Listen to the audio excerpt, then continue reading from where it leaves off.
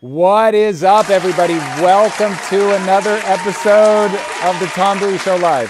What is happening? All hell is breaking loose in here. It's the UK. They after us. Drew, they found us. We were at the rally. They got us. All right. I don't know what that was, everybody, but nonetheless, here we are. We are live on the ground in London, England. Very excited to have you guys here.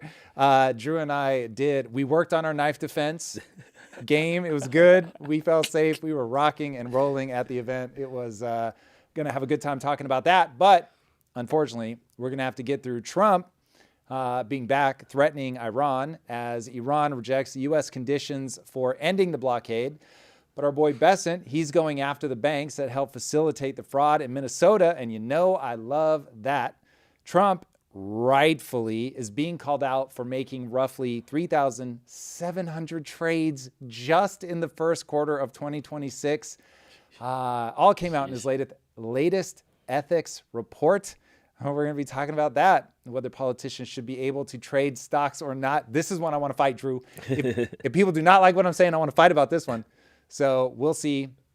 All right, Trump is also meme posting about aliens. Insiders say he has a speech ready to go announcing that we are not alone in the simulation. I mean, the universe. We'll see. We'll be talking about that. Massie is getting the APAC treatment. It's very different than a spa treatment, as the political machine has turned against him in Kentucky. And APAC is allegedly dumping tens of millions of dollars into the Kentucky race to try and primary Massie. We'll see as the only one wearing the debt clock. I don't feel good about that. So shout out to my boy Massie. Let's keep his hopes alive, all of our hopes alive.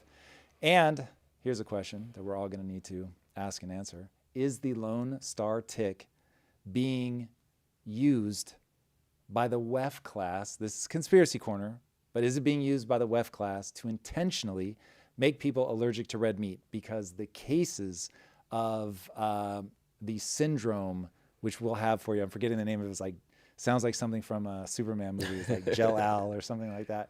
But there is it is a syndrome that makes people allergic to red meat, and it is absolutely burning across the U.S. Rates of it are way, way, way up. So we'll get into the details there, including any potential connection to Bill Gates, though that one's probably a bit far-fetched at this point, at least what we actually know. All right, all that and more today, live. I didn't know PETA was going to weaponize a tick in their way to cut. PETA? Have you seen PETA in this? I think Big PETA is colluding, and they're going to have heard that yet. There's going to have a Fauci in a lab who unleashed Fauci, the red he's tick. in all the labs, all the labs right now, gain of functioning, everything he can. That's He's on it. that Ebola. You saw that there's now an Ebola outbreak. Yeah, I see a couple Americans impacted by that. Dude, you have to suck the saliva out of somebody's mouth or eat a monkey to contract Ebola. So that one does not strike me as a that prime and the suspect. hantavirus, just wrap me in plastic. I don't want to do anything. Bro, I don't want to do anything. They're overblowing these ones. Overblown. Don't fall for it. Crazy. Never again, boys and girls. All right. Something that is not overblown is President Trump's wealth, man. He keeps ballooning up. I thought he was smart doing all in crypto, but apparently he was stock trading too. So this is a tweet from Richard Sneagle, who has the full article from Bloomberg. George H.W. Bush kept his assets in a blind trust, as did Bill Clinton. Neither Obama nor Biden traded stocks or bonds while in office. 3,700 trades is probably more than all the trades of all the presidents until now. And he, Donald Trump, is trading stocks that are affected by his decisions, a walk-in conflict of interest at the least, and perhaps insider trading. Just as members of Congress should not be able to trade stocks, so too the president. Some of the confirmed stocks that he did trade was Palantir, NVIDIA, so yes, and Intel, the company that U.S. bought a share in. So on the surface, what I know we talked about it. We're anti-congressman insider trading, I'm sure. Aggressively. And then with the president, it only gets worse, right? So, okay. Much, much, much worse, because he can impact direct policy that will positively benefit him. All right, before we get into all the specifics, I do want to shout out Kalshi. Kalshi, thank you guys so much for the continued partnership, man. We really, really appreciate it. And when I'm going through stuff like this, we do oftentimes look at the odds, what things are moving to get a sense of where the world is on a given issue. So we'll be talking about that some more today. And boy, would I like to know what Kalshi thinks is going to happen with Congress, with the president being able to trade. This shit is wild. You're not nearly angry enough, no matter how angry you are, I promise, not nearly angry enough Trump is the latest politician to make absolute staggering amounts of money playing in the markets by actively trading while making decisions that sway the markets. This is crazy. Even if it isn't insider trading, the things he does impact the price going up and down. And I guarantee this man knows the perspective of every time the 10-year bond starts getting close to 4.5, which by the way, we sailed past, we're now above it. He'll try and do things to bring it back down. So he understands the markets very, very well. And the fact that we allow our politicians, and the president being the craziest one among them, to trade in a way that is detached from whether or not it's going to be good for the average American is so crazy. And when you hear politicians say, listen, these guys don't make enough money, we are so busy stealing from you via inflation, how are we ever to get by if we're not able to trade in the markets? First of all, let's remember they are the ones that are stealing from everybody, that are forcing all of us to gamble in the markets. Now, the markets are amazing. They really are a modern miracle. We want the markets. They are wonderful. We just do not want to have to be forced to be in the markets, which is precisely what they're doing. So let them never pretend like it is not their decisions that are creating this madness that is driving assets to go up, up, up in price. But even if we grant them that, yeah, you should be in the markets, everybody should be in the markets. Tim Walz was rightly criticized for making out like the markets were a dumb place to have your money. That was so ludicrous, so economically ignorant that it made me want to chew through my own television. So we definitely don't want to encourage people to be blind, ignorant, or completely outside of assets. That would be moronic. But we do want to get it lined up so that their incentives are the same as everybody else's incentives. All politicians need to be stopped from actively trading in a way that could be directly benefited by their trade timing. Okay, that's what I want everybody to cue around. It is when they can profit off of the trade timing for knowing we're about to make this decision or that decision. It is absolute madness that we load them up with all of this information around like when something is going to happen, that they are the ones that can decide what's going to happen, when it's going to happen, all of that, and then give them a mechanism by which that they're going to be able to profit from that. It is so crazy. It is so self-defeating. There really is an iron law of oligarchy. We really are always going to have a small group of elites that are going to be in a position like this, but to make it easy for them to profit off of all of us is so fucking crazy. Like this one, for real, we have to stop down. Everyone can wrap their heads around this. You do not have to have some deep understanding of the economy, but you cannot put somebody in a position where they get to make decisions that will influence whether their stocks go up or down, and then let them not only benefit off of whether their stock is going up or down, but actually get the benefit of having the timing right before everybody else. It's too crazy.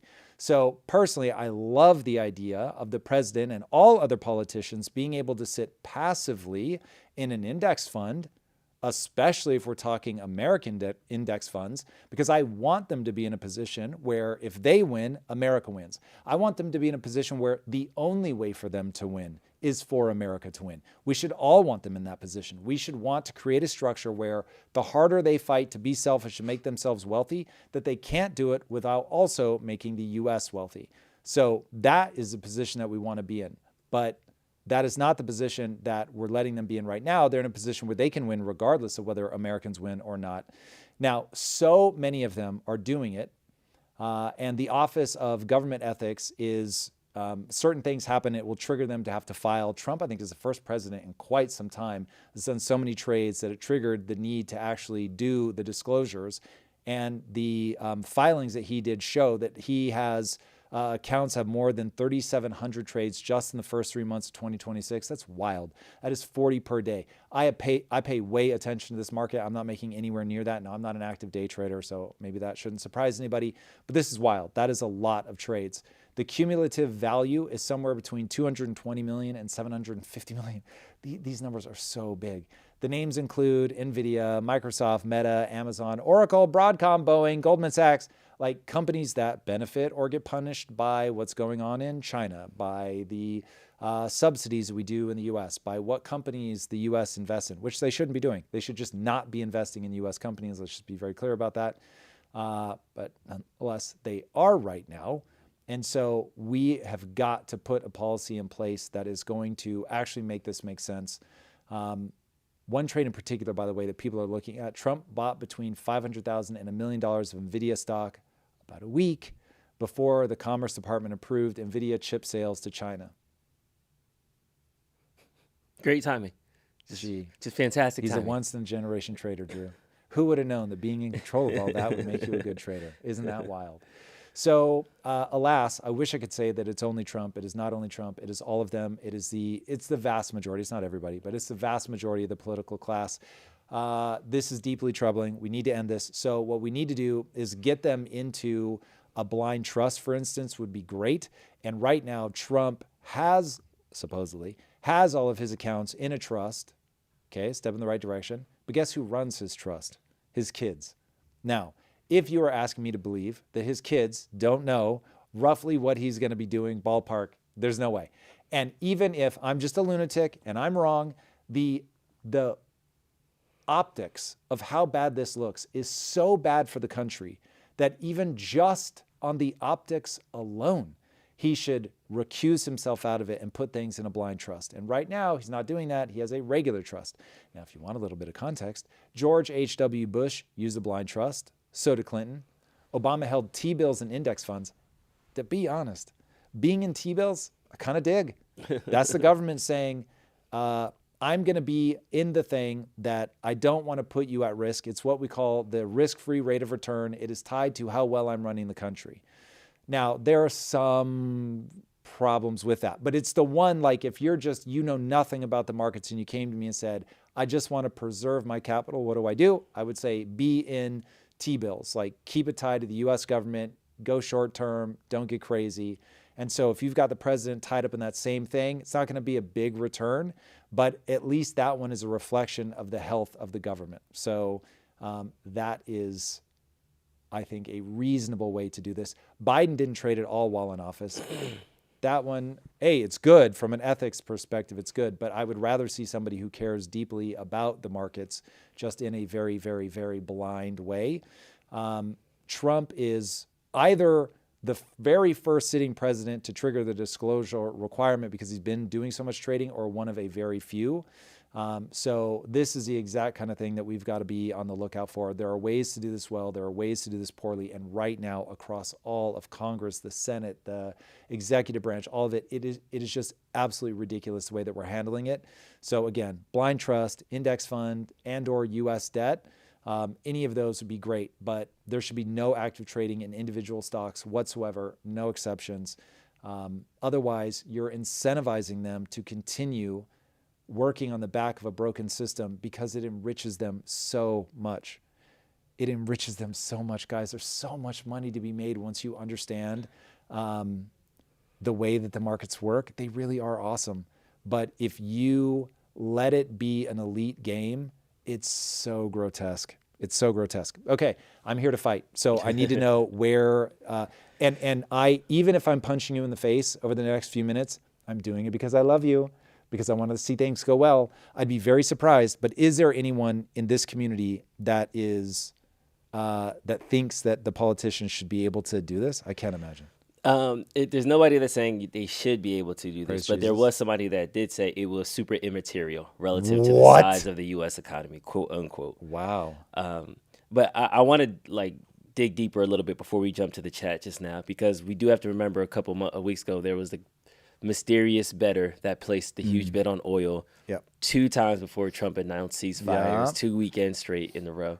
So it's one of those things. Assuming that this disclosure was filed for his public trades, we can only imagine how much is done in crypto and on the poly market and the speculation markets as well. So it's one of those things, full stop. Trump should blind trust all his assets and not do anything? Or is it just the fact that... Well, a blind trust is not where you don't do anything. A blind trust is where you say, okay, I'm about to get elected president, so here are all of my assets, and I'm going to get into office, and I'm going to try to make all those assets worth more. But I can't talk to you about it, and you can't talk to me about it. All you can do is I give you some principles on how I want you to think about investing, and then we go. And if things are changing and you're reading the market poorly, then it just is what it is. No timing can be communicated whatsoever. So anything that person would know theoretically is through public statements that the president is making. Everybody will have heard it. So now everybody's on equal footing. So that would be a blind trust. It's actively being traded. It's just not actively being traded with information from the guy that knows when we're doing what. Here was a private conversation I had with Xi, so I'm pretty confident this is about to happen. None of that is going on. So that would be a blind trust. Now, do I love the idea of them sitting in a passive index fund and just being like, listen, I'm looking at this in the long-term time horizon? Yes, I would be all for that. Let the index fund do the trading. Now, index funds themselves are constantly being changed and updated, but it's not actively being done by that person. So either of those is great for me. But yeah, it is being a public servant is best understood as being a servant. And so I actually love, and maybe this is where I'll get to fight with people.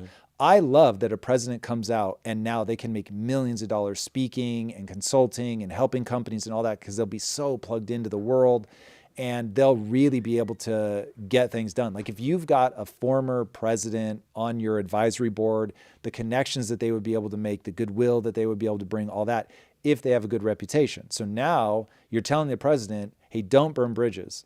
Come out the other side, somebody that people want to do business with, that you can help get things done. Like that's incredible. But that's like, you've got to go do your fucking service, like do your thing. And if we put them in that position where we go, listen, 4 to 8 years on the other side, you're going to be just ridiculously wealthy because you'll be able to make $500,000 per speaking engagement, $1 million, $2 million, whatever. You'll be invited to fucking DJ, bar mitzvahs in fucking Israel, whatever. Like, I love all of that. Like, let them do their thing.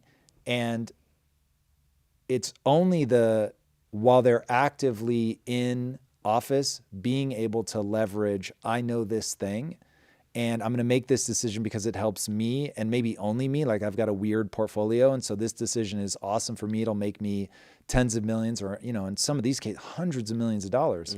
So that's just too wild. It is so hard for somebody to separate themselves from like, I'm going to do this thing that's terrible for me because it's going to be good for everybody else. It's just horrible. Now, I haven't looked closely enough to know if the following statement is just I've been propagandized or if it's actually true. But it's my understanding that our czar of AI and crypto actually got rid of all of his holdings, David Sachs. And so David Sachs probably would have made more than $1 billion if he had held through all of the decisions that he was making, because he's trying to make decisions that he really thinks is good for crypto, but he just got out of all of it. That's like a public servant. Again, if I've been propagandized, definitely let me know.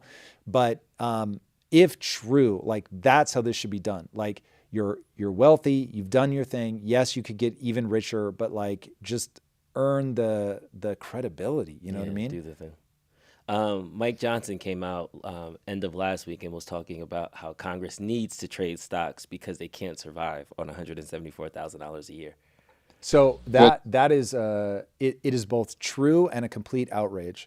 So the reason I'm outraged is they are acting like it isn't them. And so you motherfuckers are the reason. In fact, I'm gonna just stay it right here. To any politician watching this, you're the problem. You are the problem.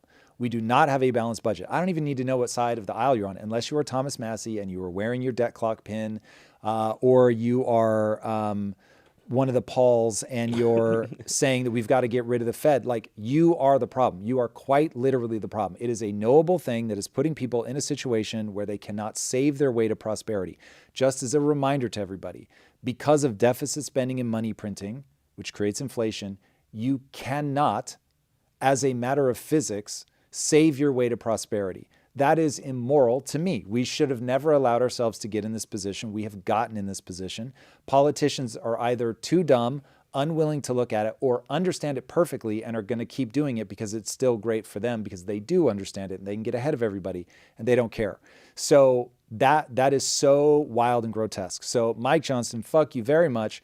Like, literally get your head out of your ass. Explain to the American people why you can't make a living off of that, which is that we're using inflation to promise people free shit so that we can get elected. And each and every one of you has an obligation to balance the budget, be fiscally responsible, and start unwinding this problem that we've been creating for a long time. I do not care if it was Biden that made things worse. You're the ones in power right now. You've got to start unwinding this. There is a path to do it. And so start fucking doing it. And then if you want to trade, which I hope you do because it's so beautiful, it's such a powerful way to leverage the American economic engine of prosperity and compounding interest, which is just an absolute miracle of math that the simulation has seen fit to give us.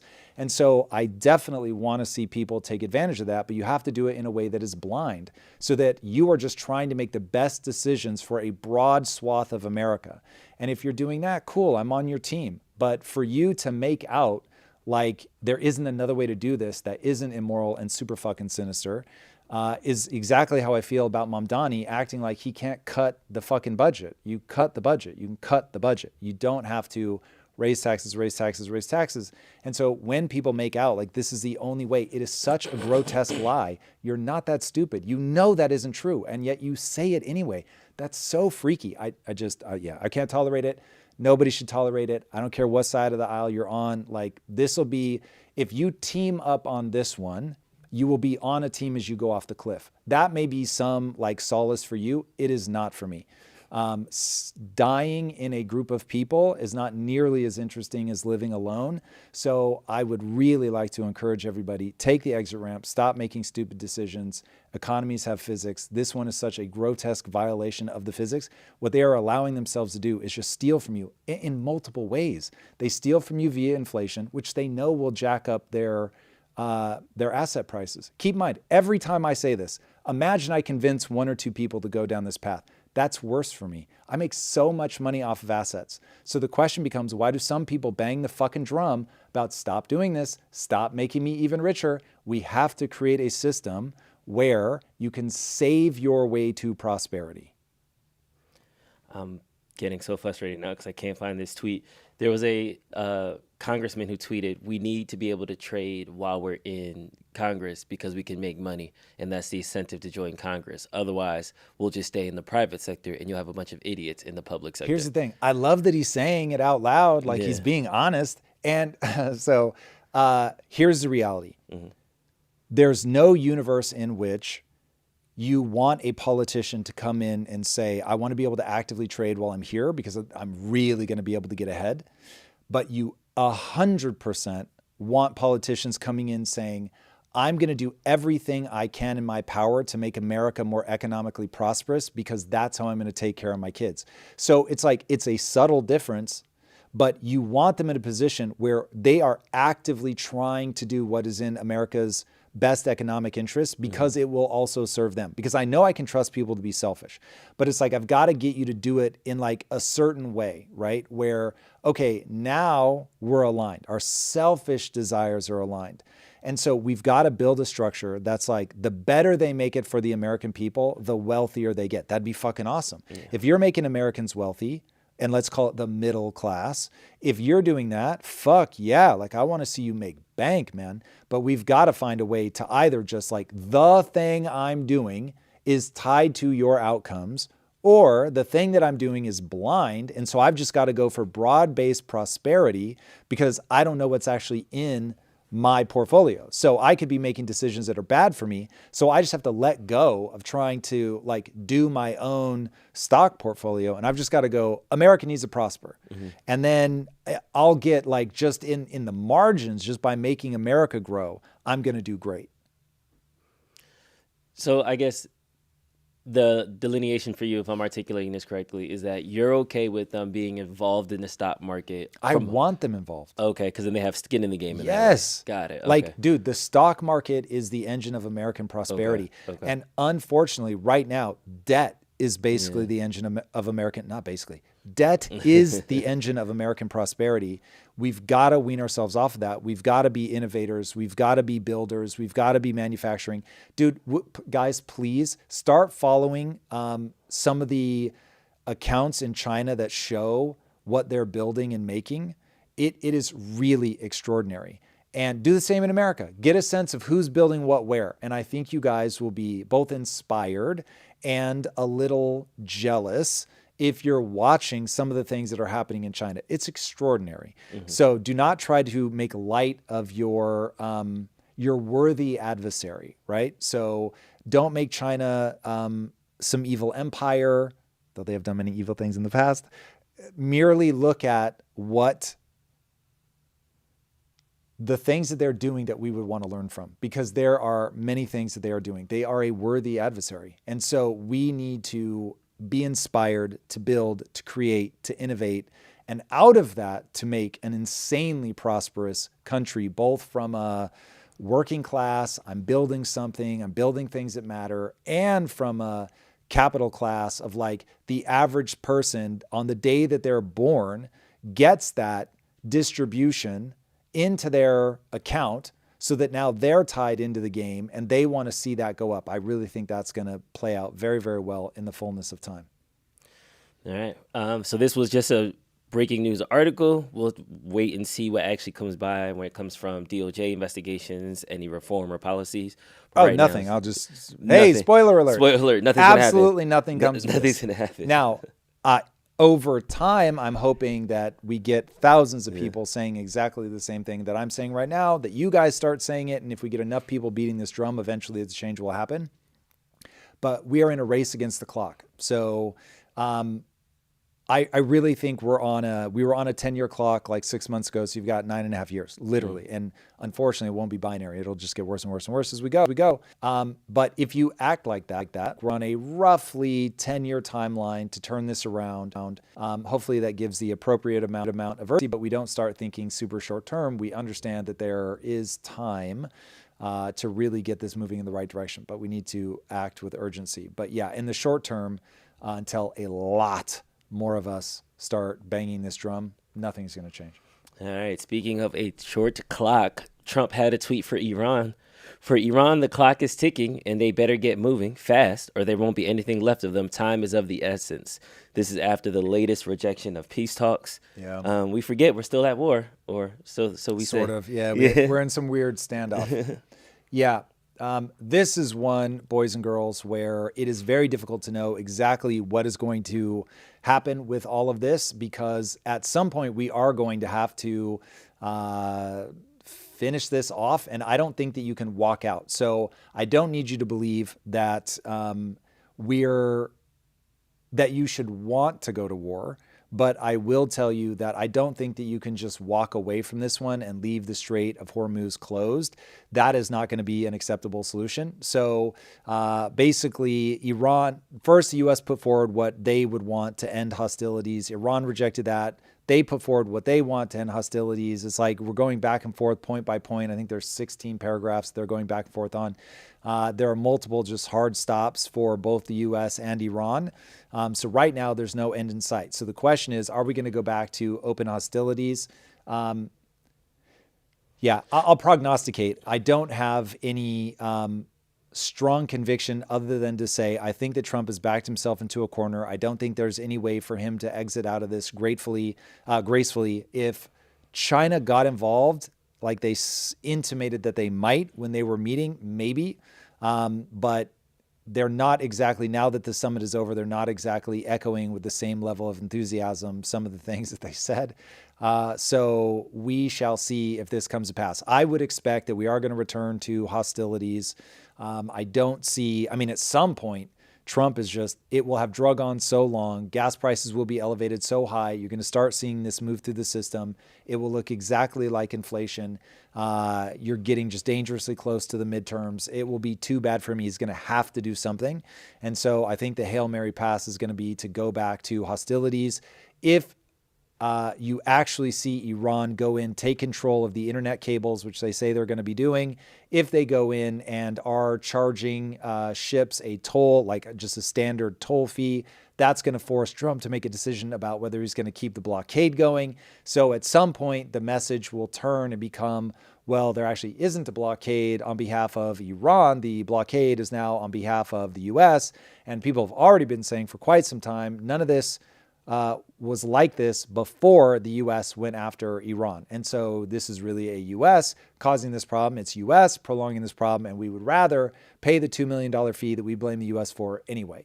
And if all of that momentum turns against him, it could get very weird. Now, the only thing that begs a question is you've got Iran striking the UAE, you've got the UAE striking Iran back. So if there is further escalation kinetically between the other GCC nations and Iran, that could give you, we were talking about in the last episode, if Trump is able to build that coalition of the willing, as they say, in the region, and it's not the U.S. isolated, then that could be something. If the other nations around the world start feeling enough pressure and they, instead of, well, they may publicly say that this is really the U.S.'s fault, but eventually they're going to realize that, yeah, you can't just let Iran control all of this. And so even though we wish we weren't in this situation, even though we do blame the U.S. for getting us into this situation, it is now Iran that is charging the fee. We can't have that.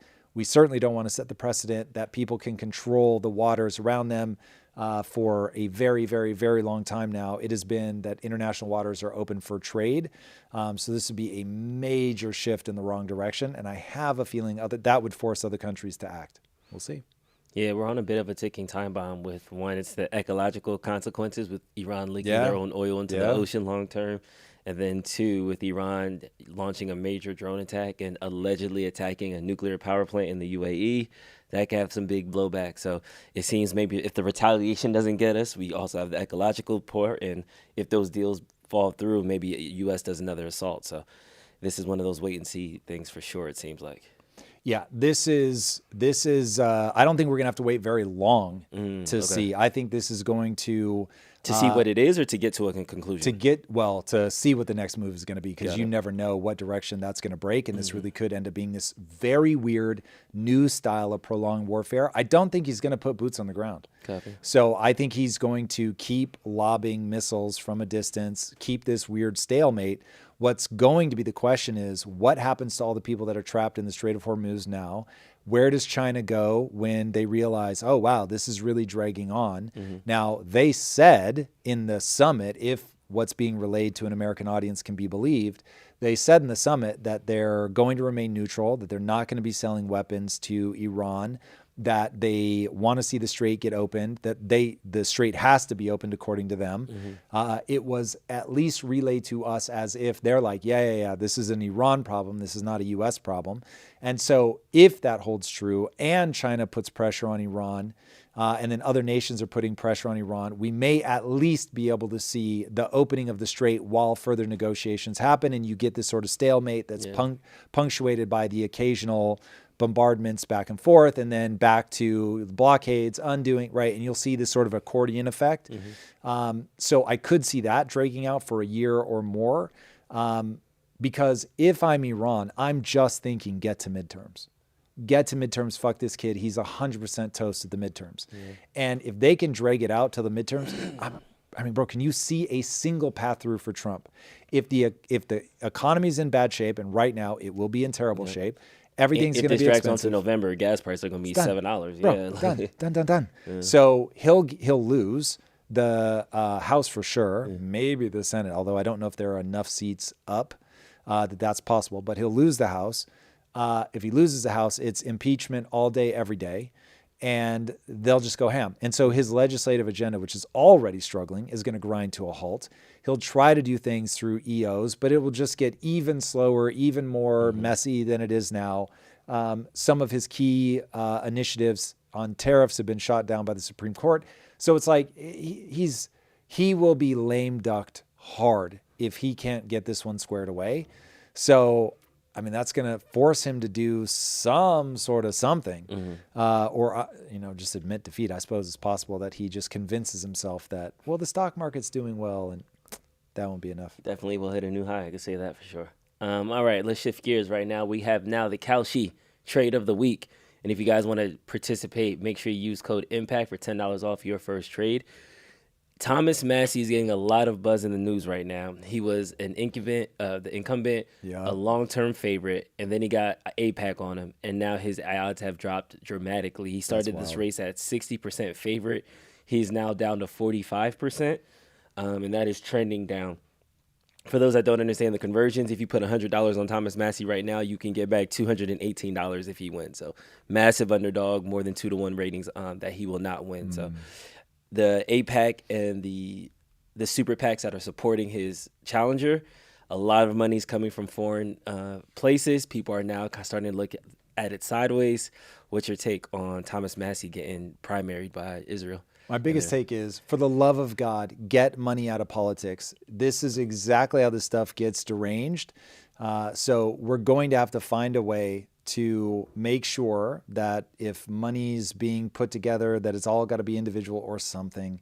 Anyway, I don't have a exact solution for that, but I can tell you that that really is the problem. All right. Kentucky's 4th district has become the most expensive U.S. House primary in American history. It's not even close to being over. Voters go to polls on Tuesday, May 19th.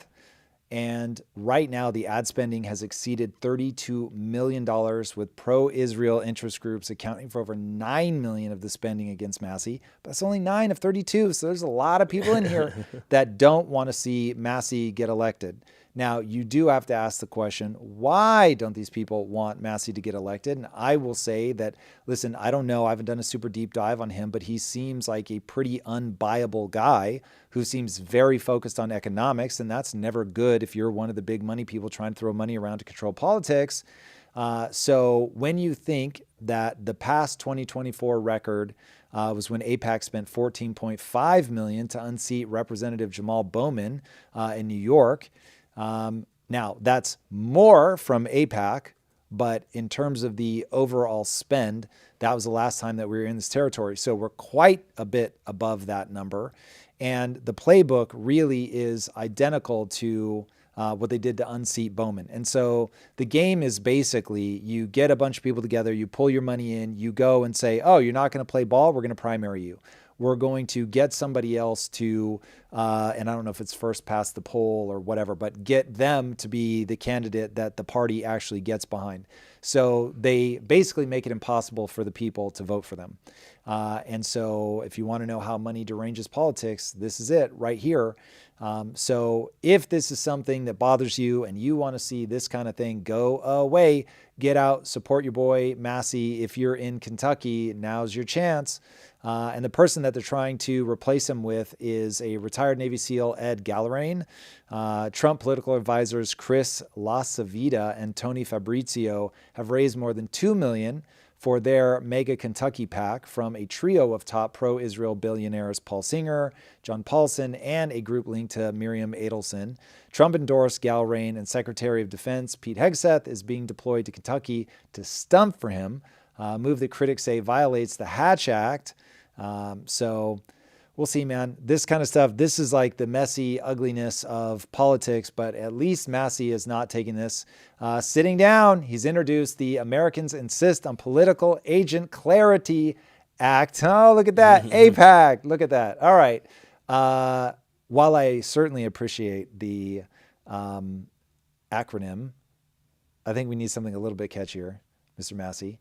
But anyway, this would force APAC lobbyists to register as foreign agents under FARA, which is a great idea, by the way.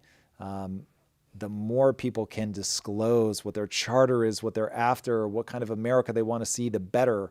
I would love to know that, man. If you've got a PAC, what do you guys stand for? Why are you voting for this person? That would be amazing. I'd have to think about the implications of that. But if you want to know, does it tickle my fancy? It does. But yeah, I'd have to explore whether that's just pure emotion or not. So yeah, I hate this. I hate seeing money in politics. I hate seeing anything other than a politician putting their message out there, going head to head with somebody else who has a message, and seeing what the people in the relevant district want to see. I think people should just state very plainly, this is the America that I'm trying to bring forward, or this is the Kentucky that I'm trying to bring forward for you guys. This is precisely how I plan to do it. And then people saying, yeah, that's either the Kentucky I want or it's not. And if it's not, then I'm going to vote for the other guy who is representing the thing that I want to see. And that's really what this should be. This should be a kung fu fight of ideas, plain and simple. Get these motherfuckers on the stage. In fact, Drew, I believe this. Now, I have believed things in the past only to think better of them later down the road. But thinking extemporaneously here, I don't think that these people should be able to opt out of debates. I think they should be forced to debate a certain number of times. Wow, I really like that idea.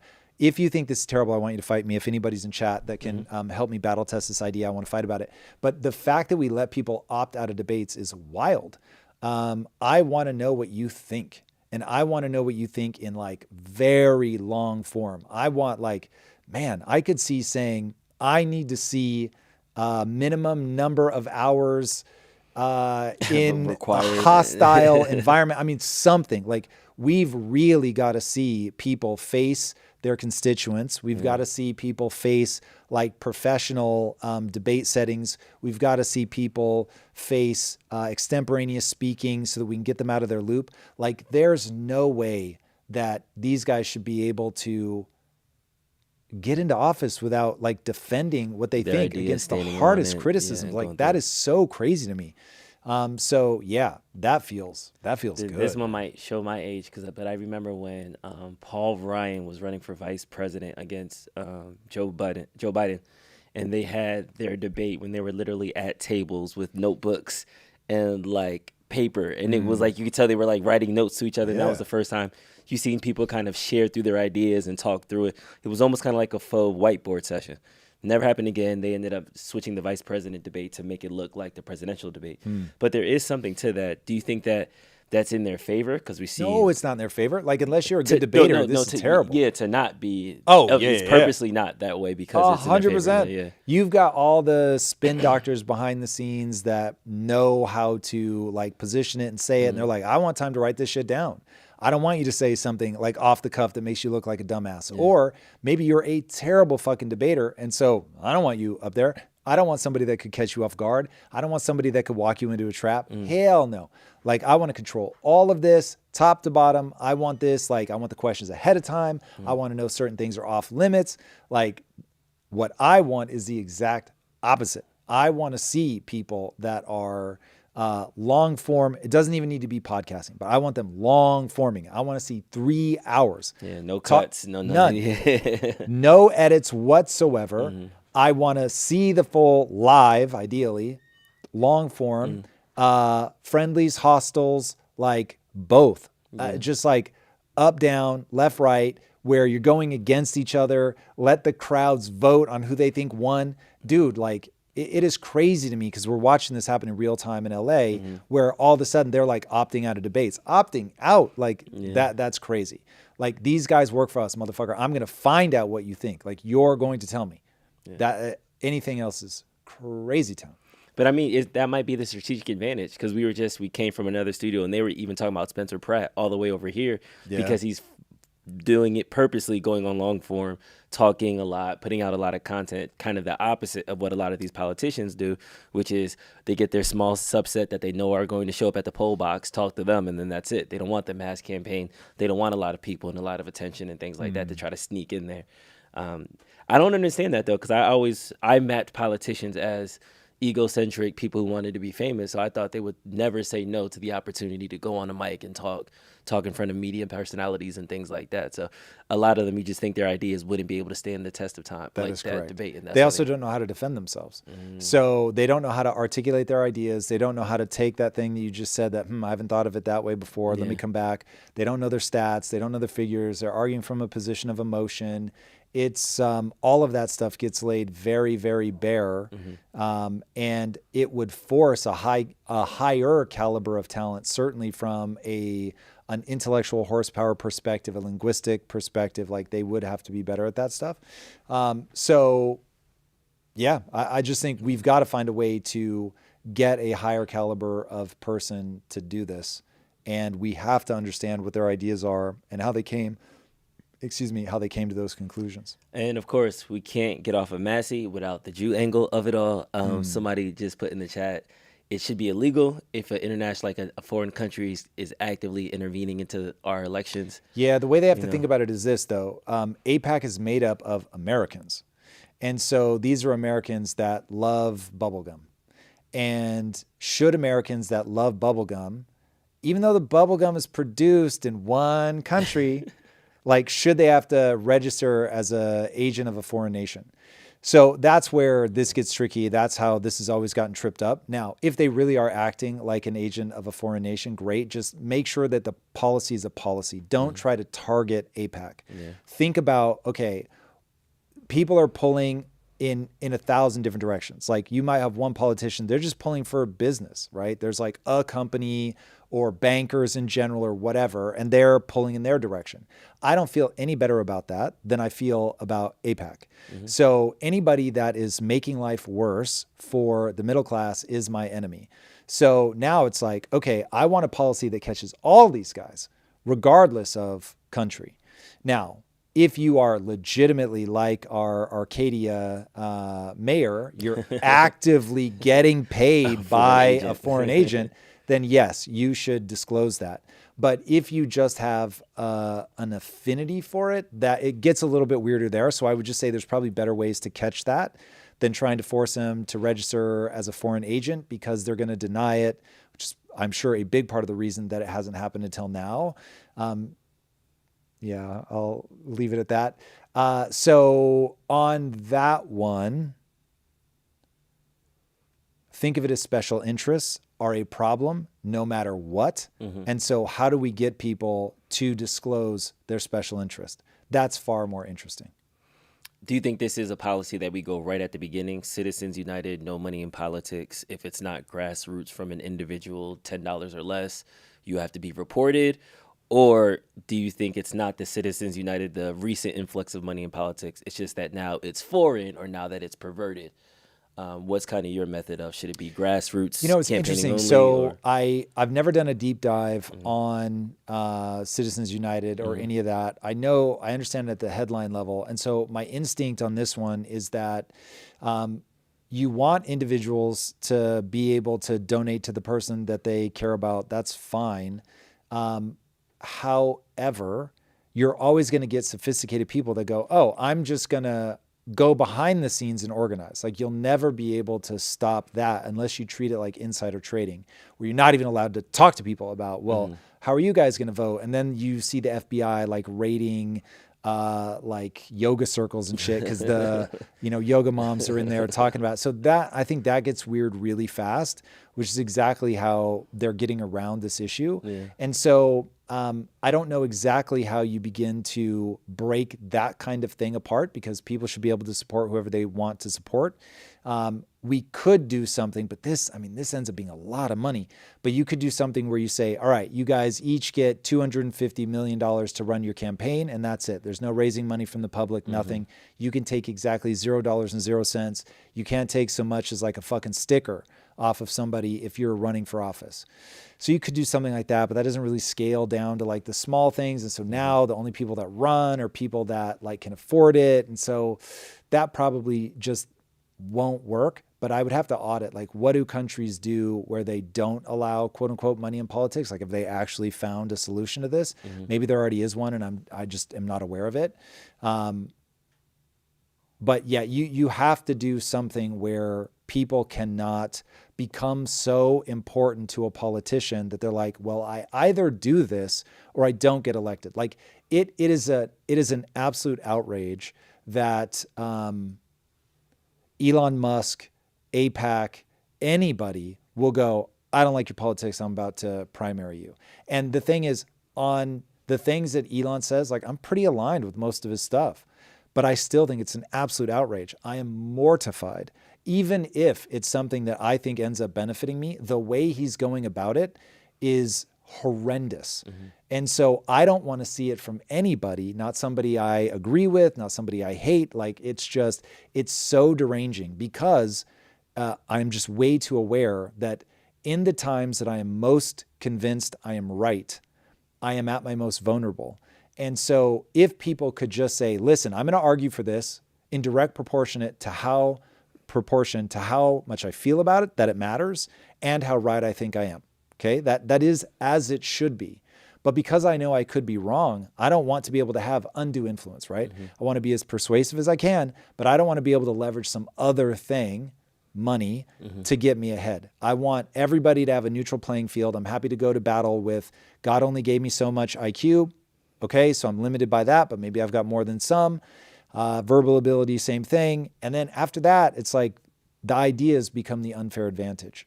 And then it should just be people's ability to communicate the idea and get people excited. But so much of what we do is this behind the scenes fucking cabals and secret whispers and funding NGOs and money in politics. It's just private fundraiser dinners. Yeah, like it's really, really maddening. Yeah. We shall see. We shall see. Trump tweeted out a picture of him with an alien too. Dude, this is dope. I feel like how can you not love this though? What is there to love? Like this is, people are dying. What is there not to love? $6 gas, but hey, here's Trump because alien. Because I brought you $6 gas, I owe you this one. That's how I read this.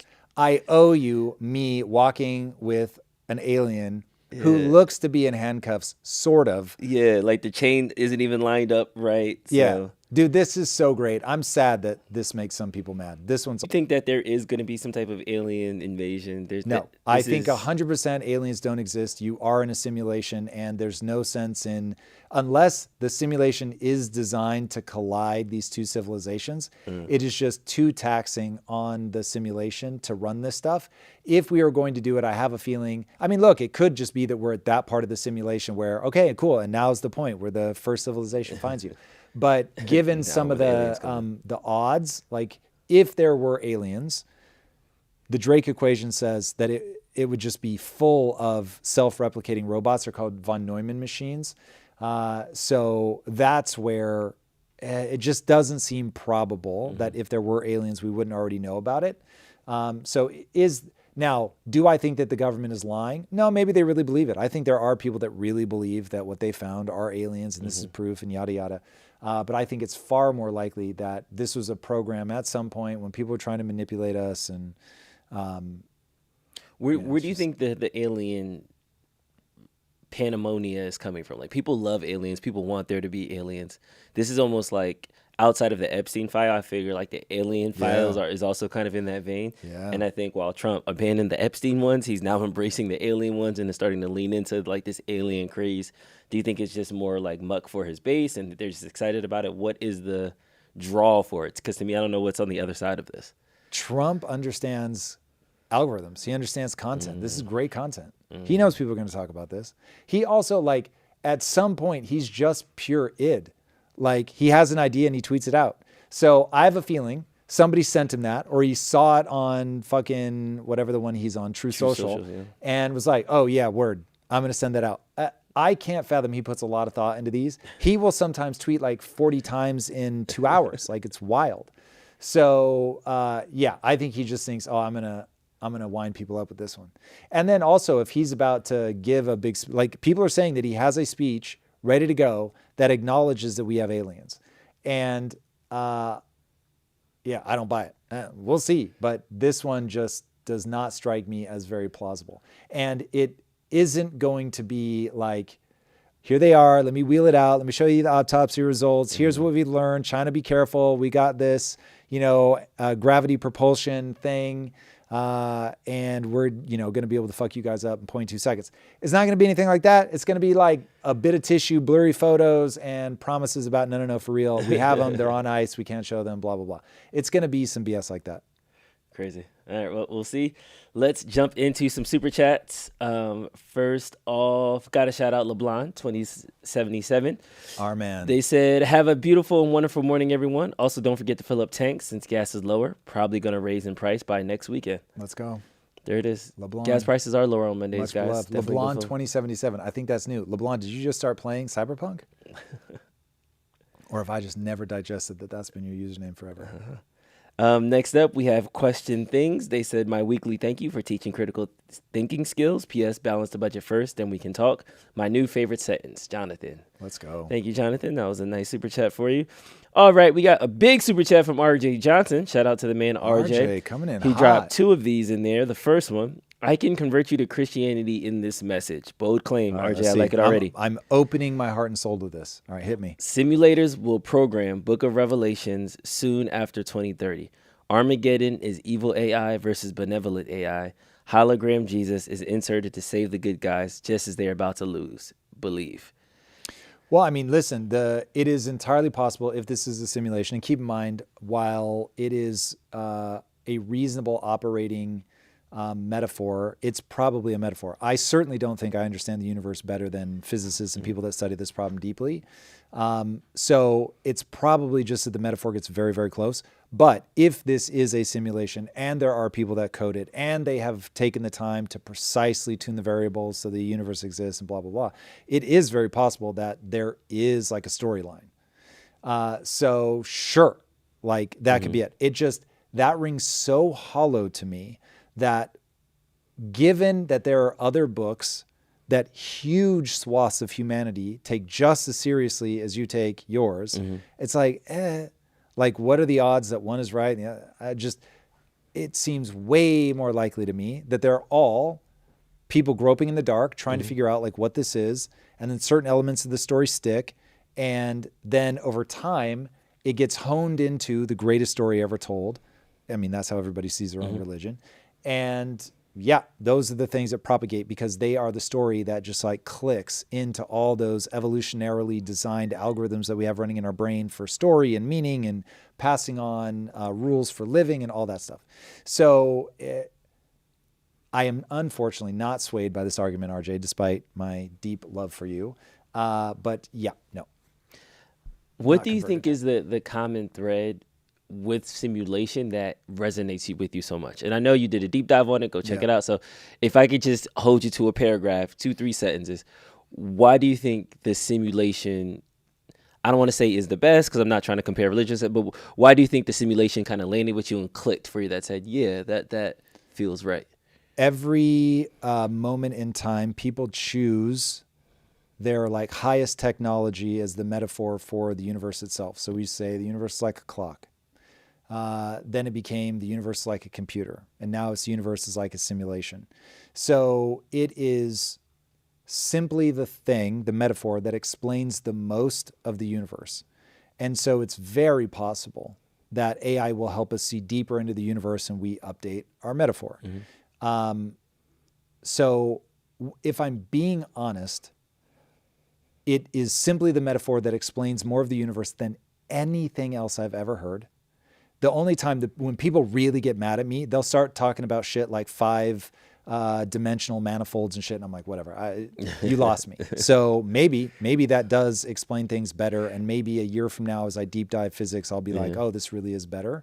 But because of my experience with gaming and realizing that, oh, a computer has to like limit the amount of things that it renders. And then you hear, oh yeah, somebody just won the Nobel Prize for proving that that is how the universe actually works. You start going, what? So, okay, in a single sentence, the reason I gravitate towards the simulation is because it explains the actual phenomena of physics. Copy. Okay. When people hear simulation, some people are going into video games. I see a bunch of jokes like, we're just a save file that God forgot about, yada, yada, yada. But something that often comes up when you bring up the simulation is people say, well, why come we don't have total memory recall? Or if it's not how we're programmed. So the things that we aren't able to do is not the absence of a simulation. It's the lack of sophistication in our programming. Correct. If you ask yourself, okay, if this is a simulation, what is it designed to simulate? An easy answer, though I don't know that it's true, but an easy answer is we are here to simulate evolution. And then it's like, yeah, then you get why it starts with the Big Bang and it just does all the things because you would need all of those rules to play out.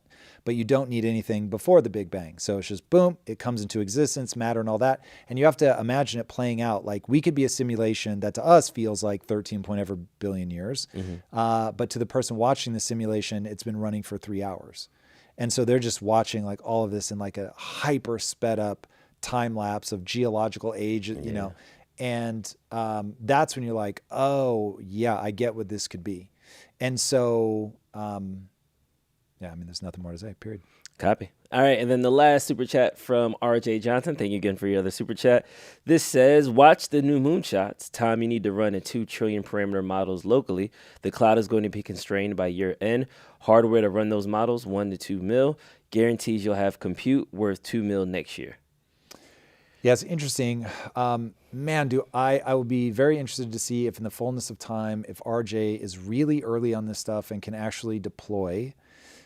He's the first one I did hear open claw about. Like he was No. RJ's for real. Early adopter of that. Yeah, he is for real. But he's at a point in his life where life is going to ask him, do you care enough to actually see this shit through? Yeah. Or are you just going to lob shots at Tom to see if he'll do it? So yes, I want to see RJ output something with this stuff because he clearly understands it. He knows where it's going. He's very early to things, but I need to see him ship product. RJ. Got it. That's an MVP challenge to you, RJ, right there. It is. All right, let's jump over to the head of the Treasury, Scott Bessent, who just announced the Internal Revenue Service is launching a massive audit on financial institutions that facilitated the laundering of Minnesota funds. So I think they're taking a different approach from the fraud. Instead of going back to the people or arguing with the institutions, they're now looking at it from a tax revenue standpoint to audit where the money is going, following the money. So let's see if we can get some of the audio from him. Nope, this is trying to make me tweet. As civil enforcement, we're having like performance issues today, like crazy on this laptop. Is auditing financial institutions. Well, I can tell you what he says if we can't get it to play. All right, I have it playing. Facilitated the I feel laundering like I don't of hear Minnesota funds, in addition to helping. All right, what does he say? Criminal We'll go there. and All right, civil so what he's talking about here is that enforcement we're going to be efforts. going after the banks The that have IRS facilitated will also the soon money announce laundering the formation for of a these task fraudulent force as civil enforcement is auditing different things like the financial daycares and stuff like institutions that in that Minnesota. facilitated the So laundering what I of think people Minnesota lose sight funds, of when they're in doing this addition is to that you are helping leaving a support trail, criminal man, and and that civil trail is very enforcement easy to efforts. track down. So they're just doing, I would assume, some version of forensic accounting to figure out how the money was moved, who understood what was going on, who could have stopped it, who didn't stop it, and were any laws violated so they can go after these people.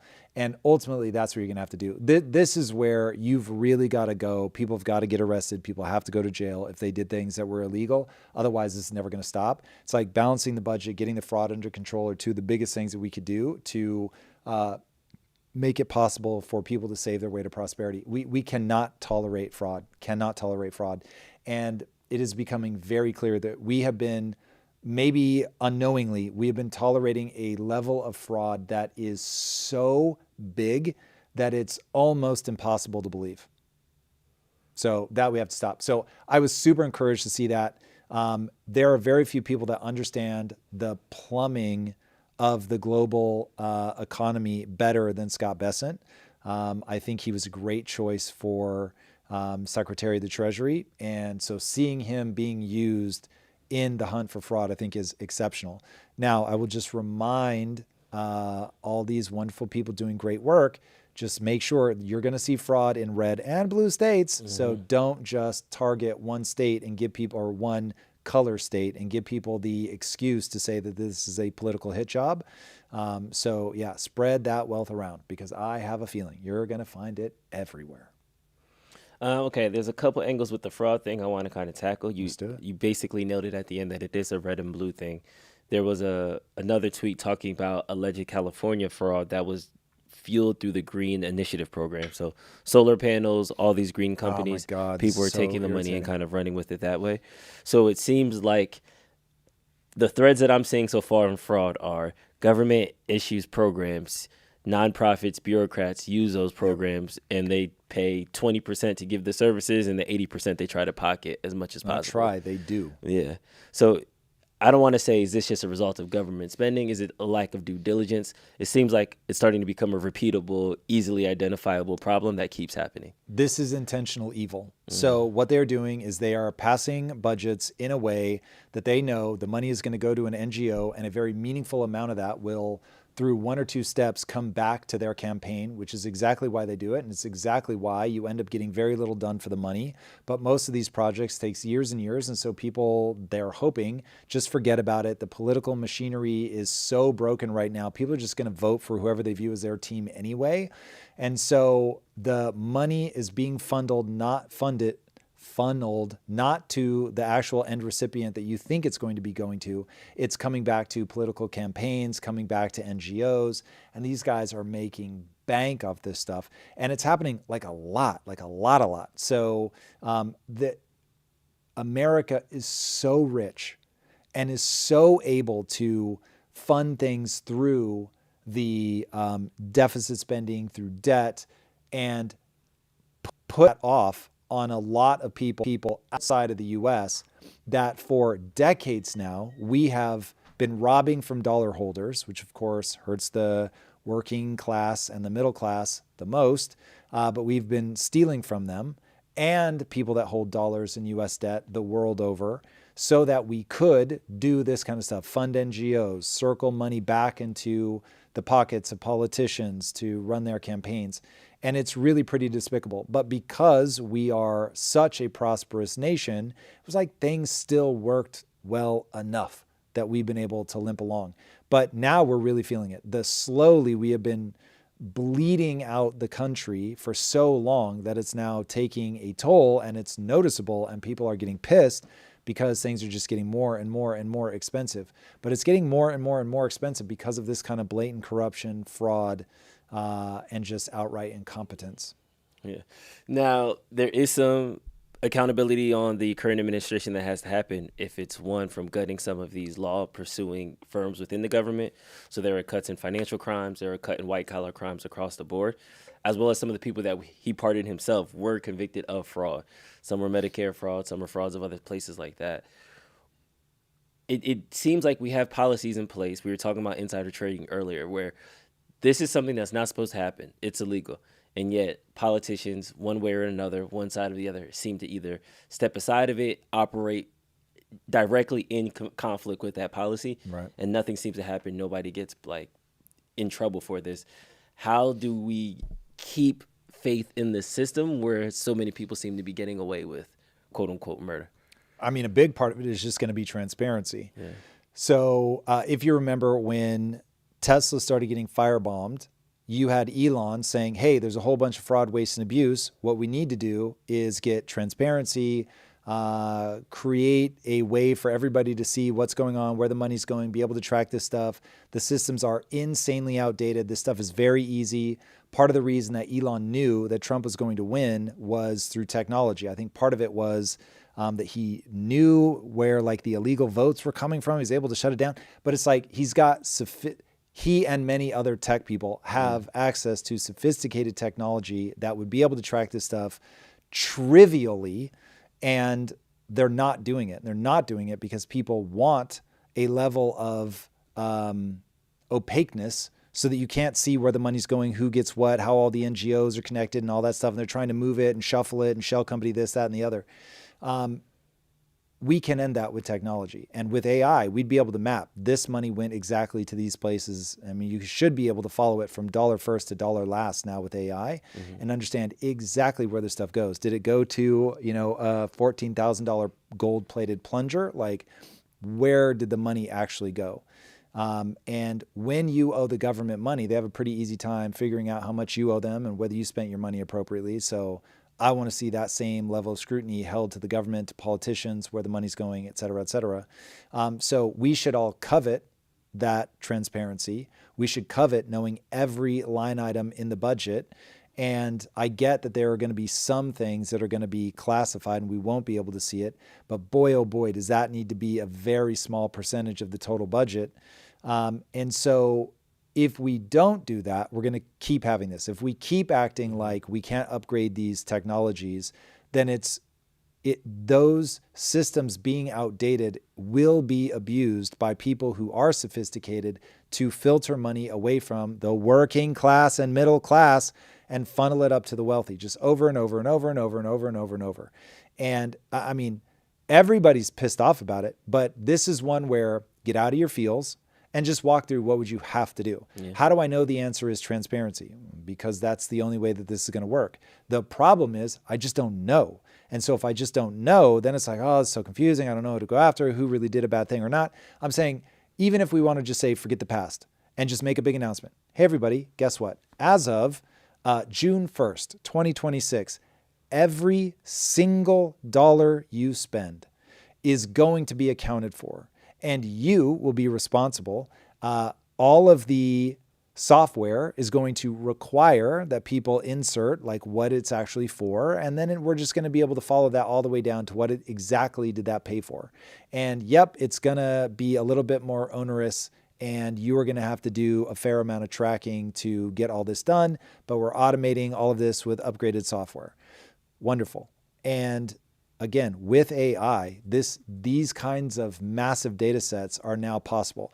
Now, look, in all honesty, it's going to take you a few years to work out the kinks and all of that, but we need to start doing it immediately. Unless those dollars are classified, there should not be a single dollar that we can account for. And the fact that the Pentagon can't pass an audit, it's just fucking stupid. Going with that, we just came back from friend of the show, Peter McCormick's show, and he talked about that. I'll give control to the AI government tomorrow. Let's go. Are you kind of in that camp as well? Like we need a... Hell no. No. You still think the human, should it be AI does a budget and humans have to verify? Like, no. It is should it a be 50-50 humans do a thing? budget and AI allows us to sift through all the data. What I would want is like Elon has open sourced the algorithm for X. Most people are never going to go look at it, but anybody can go look at it. So I want a budget that is like dollar accurate, where I can see where everything went. I want to see donations to political people, all that, like literally every dollar of it. And I want to see every trade that a politician makes. There's no hiding it. I want to see it in real fucking time. Like all of those things. I get it. Yeah, you want to be a politician and thank you for your service. But guess what it comes with? It comes with these things. And so that kind of thing, yeah, I am absolutely here for. I do not trust AI at all. Right now, AI is a tool, but people should be able to use that AI to go in and look at the data this way so that you can slice it and dice it however you want. But yeah, I feel about the government when they act like they don't owe me transparency. I feel the same way that I do when the bank acts like my money's their money. It is instant red line. It is tea in the bay, like 100%, absolutely not. Like this is crazy. And I really can't believe that we tolerate it. It is you work for me. Not in like a go shout at the DMV employee, I pay your wages kind of way, but the government works for us. Like they are for us, period. End of story. Like their only job is to serve the people. And yeah, if I want to know how my money's being spent, you're going to show me. And right now we hide behind like, oh, well, technically it's very difficult. No, you don't have the political desire to see this stuff be transparent. But let me tell you, if I wasn't keeping my books inside of impact theory, y'all would have a seizure. That's very real. All right, let's jump over to Austin right now, where authorities are issuing a shelter in place after 10 shootings happened in the last 24 hours. The suspects are teenagers and the victims were random people. They think that it's coordinated by like the same group of people. We're currently investigating 10 shootings that occurred late yesterday and into today. At this time, most of the shootings have occurred in South Austin. Again, no specific motive, and they appear to be random in nature. This investigation is ongoing, and APD asks that you remain vigilant. And if you see something suspicious, please call 911. Do not approach a vehicle. We're currently investigating 10 shootings that occurred late yesterday. All right. So they're remaining vigilant. They're going to see what happens. 10 shootings in 24 hours seems wild, though. That's people crazy. Are saying that these are coordinated. So it'll be interesting to see like if this is some sort of either gang initiation or dare among a group of friends or something. And I don't know, did we get information on how many people were injured or killed? We had to turn the volume down on our side. So I don't remember hearing how many people were injured or killed. So it'll be interesting to see what happens from this. But yeah, you can get all kinds of psychological contagions that storm through a group of people doing the dumbest shit ever. So I don't know if it's meant to be terrorism or what, but we'll find out. As of right now, there's basically no data other than there are these 10 shootings. We think they're connected. Shelter in place. We'll see. So I'll be very eager to get the updated information on that one. And it being in Texas, I'm also surprised by the shelter in place because I thought Texas's policy was just go shoot. Like, all right, guys, we got a shooter on the loose. Everybody grab their gun and go get him. Like, I didn't think that they would actually tell them that. So it's interesting, man. and I'll let people dogpile on me. But if you legally carry a gun and you've got an active shooter situation, yeah, I'm for it. Like the clock tower shooter, didn't he get taken out by a civilian? I think he did. Wow. Yeah, like back in the day in the 60s or whatever. I forget what university, but University of Texas maybe. He was up in the clock tower and they were like, yep, nope. And they like rushed him and bang, bang, you're dead. Sheesh. It's interesting too, of course, being in the UK, talking to some of the locals. They're like, yeah, I went to go visit a friend of mine in Texas and everybody just had their gun on them and it was just crazy. And he like wide-eyed because the cops out here don't carry guns, nothing like that. So it's just a completely different time. So I hope everybody's okay out there with the shelter in place. And if you do carry, please carry responsibly because it feels good on your hip, but it feels different when you have to use it. So yeah, it's a much different game, very much different game. All right, in our next story, let's jump to the UK where Tommy Robinson had another massive rally this weekend. This is his breakdown of it. We're on the march. We're walking up towards Trafalgar Square. The crowd's gone. Parliament Square's already full. The crowd's stretched from here to Euston Station, apparently, which is miles. Okay? And miles. This is the biggest event in British history. This is the moment, a turning point for Britain. A message to the leaders. Britain's ready for the fight. Now, right? Drew and I cannot confirm or deny that this is the biggest event in UK history, but we were at the event and it was massive. And at one point it was funny because we got there early and didn't realize we were early. So I was like, man, I kind of expected more, I'll be honest. And then it just kept filling up and filling up and filling up and filling up until finally at the end, even when we were leaving, it just went on and on and on. And seeing the footage was wild. The drone footage, how far back, how many people. So yeah, this is a very real issue. Now, we're getting warned by people that, because part of the reason we came here was for that event. I wanted to see it myself. I wanted to see it up close and personal. I think one of the biggest questions that's going to be asked across the Western world over the next 10 years is how to deal with immigration. And so obviously knowing this is a hot button issue for people, but I wanted to see it up close, see how people were acting. And at least where we were, completely peaceful, everybody was chill. But there is obviously a very strong message coming from Tommy Robinson. That is for sure. I'm going to try and get a sit down with him to talk to him so that we can put together a deep dive, showing you guys the footage from us at the event. Hopefully be able to intercut it with actually talking to him. And we talked to some other people on the ground. So it was very interesting. It was very, very interesting. And obviously I'll answer any follow-up question you want, but to keep me from just ranting. Very curious to know where people's sort of triggers are with this. Because I came from it the other way. I treated it like a journalist. Hey, this thing is massive. We should go over there. We got into the media pen, like you said. We got there about 2 hours before the event started. While there were people there, the square was like 20% empty or 20% full. So we were like, oh, this might be a flop. Was this a waste of time? And then cut to 4 hours later, the square was packed. You would have thought it was an actual concert there. People not being able, security having to escort people out. And then as us leaving, and we left the event about 2 or 3 hours earlier than it had to, we were still going through people. Restaurants were closed. Streets were shut down. So to little brother this event like it was for people angry in a beer, that would be the wrong case. However, I went into the streets of London this weekend. I was talking to people, talking to girls, stuff like that. And the response to us going is the equivalent kind of like of MAGA on the U.S. It's like, oh, wait, you went to a Trump rally? Like, right. That's the type of thing. And I was like, oh, no, coming as a journalist, want to cover the event. They're like, oh, okay. You can see, like, there's still this toxicity of it. So it was very interesting to see the disconnect of what the everyday downtown partying London night might say versus the older people that we saw at the square who were there for 6-7 hours waiting for time to come out. I think the key is don't go after the girls with the blue hair and the septum piercing. That might be it. If you had a different taste in women, I think you would have had a different response. Too bad this one was blonde-haired, blue eyes. I thought this is an Aryan fastball.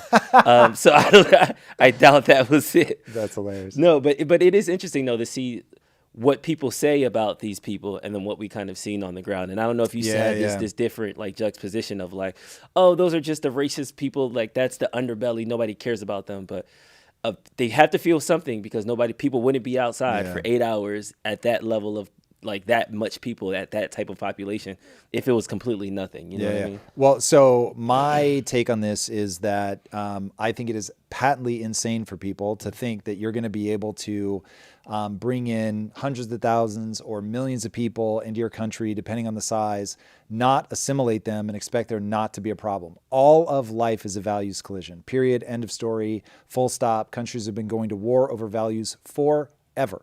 There is in group, there is out group. And when you have two groups that each see each other as the out group, you are going to have a problem. And if remember, Catholics and Protestants who believe in the same God, the same Jesus, still killed each other for decades in Ireland.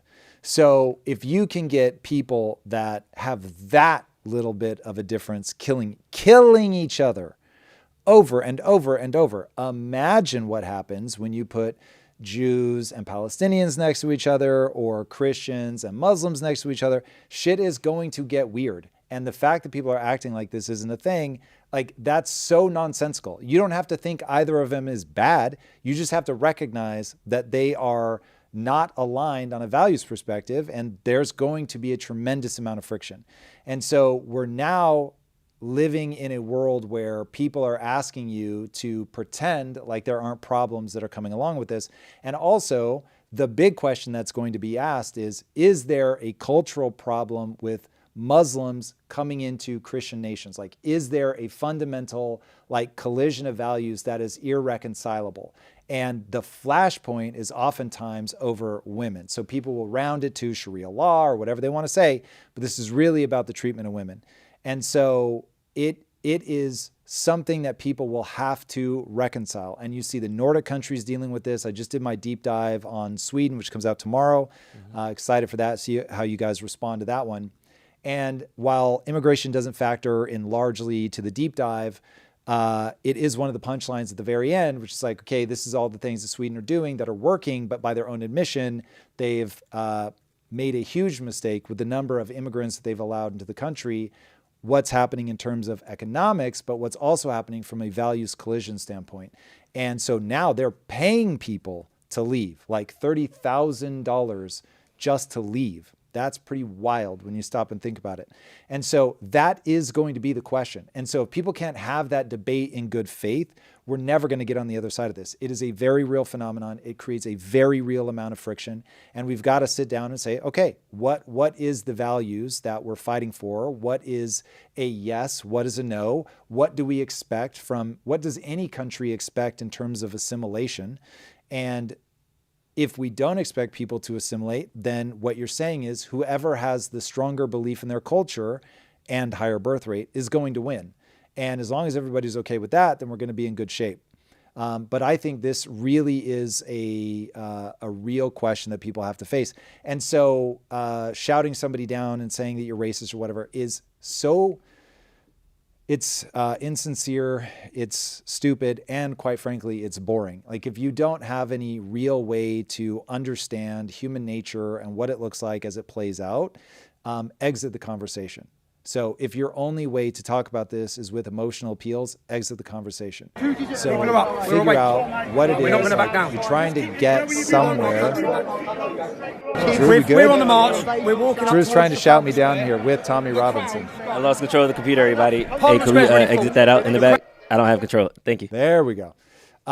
So people are going to have to define what they stand for. They're going to have to, meaning what is my country about? How do I expect people to behave if they're in my country? And then what they're going to do if those people don't behave in that manner. And so all of this is going to have to be dealt with. So, yeah. Sorry, definitely lost track of the computer. I think it's interesting though that this is the same notion. And I think that's, as much as the same notion as what? As America, it's the same. These people are coming in, they're getting 5-star hotels, they're getting free money on their debit card. It is the 2020 talking points that a lot of people were saying when we were doing the 5-star hotels in New York, and they're coming overtaking like that. So it seems that even across the pond, there's still this same sentiment as the othering of that population is what's impeding on our rights here. Yeah. And I know you always say that just breaks down to the economic pie, and them seeing other people getting slices that they think they may be entitled to or something like that. But it comes to that economic problem.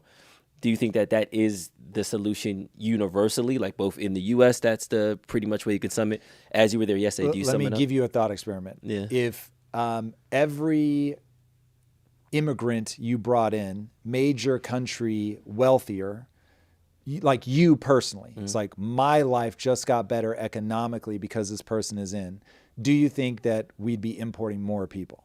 Yeah, because everybody's life will get better. Right. So that's the big part of it. Now, there are other things, like you may see dilution of your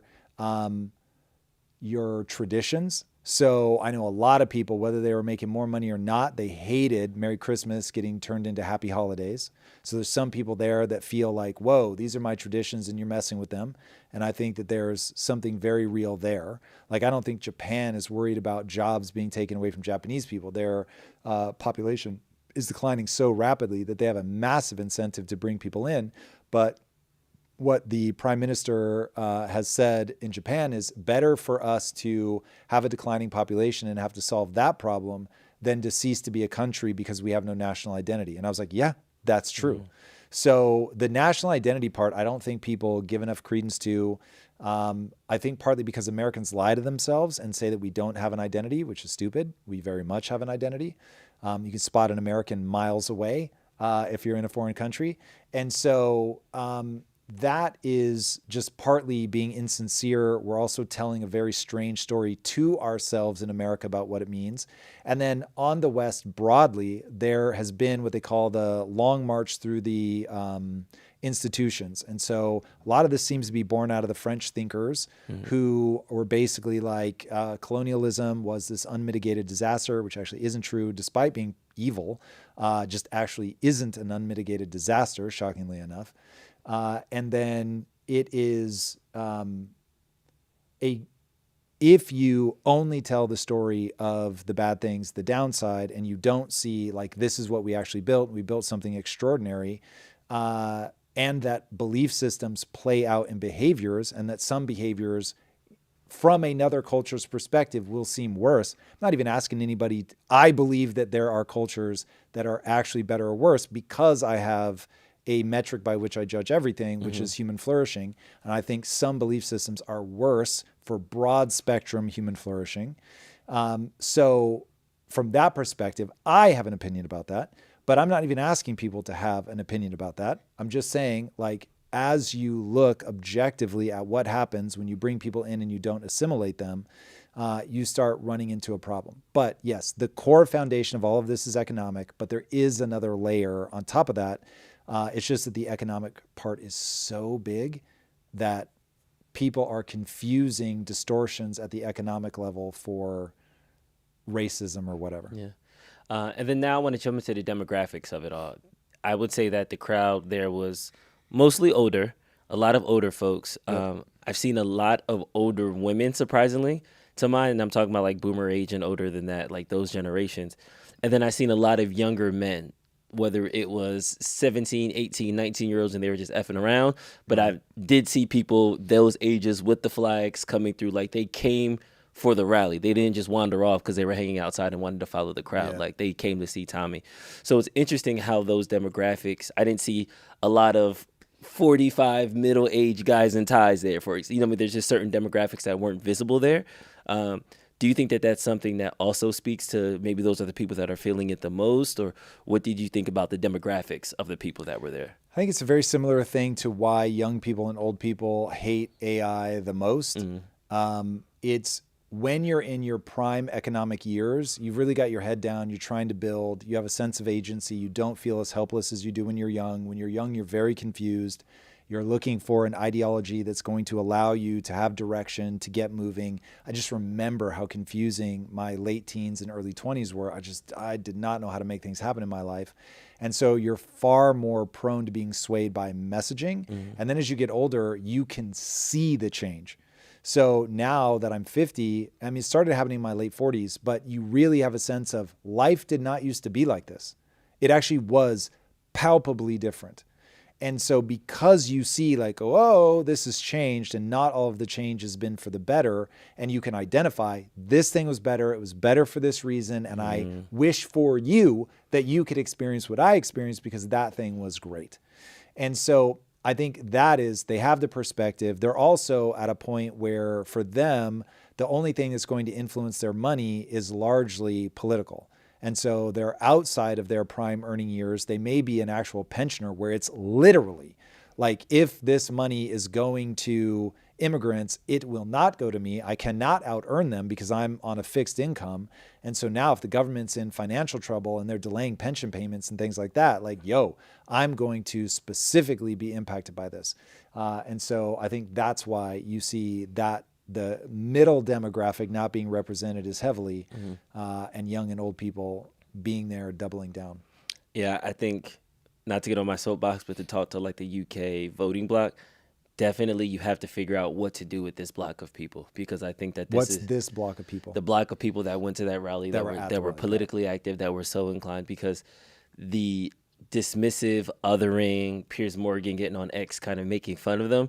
It's funny when you're sitting on the other side and you're like, oh, okay, haha, he's poking fun. But the fact that those were a lot of people, and if those people all went into a local community or a local election, they can sway the demographics like that. They can get power. And before you know it, it'll be a Tea Party MAGA situation, kind of how the U.S. was, where you have 4, 5, 6 new politicians that all come in from this same like party.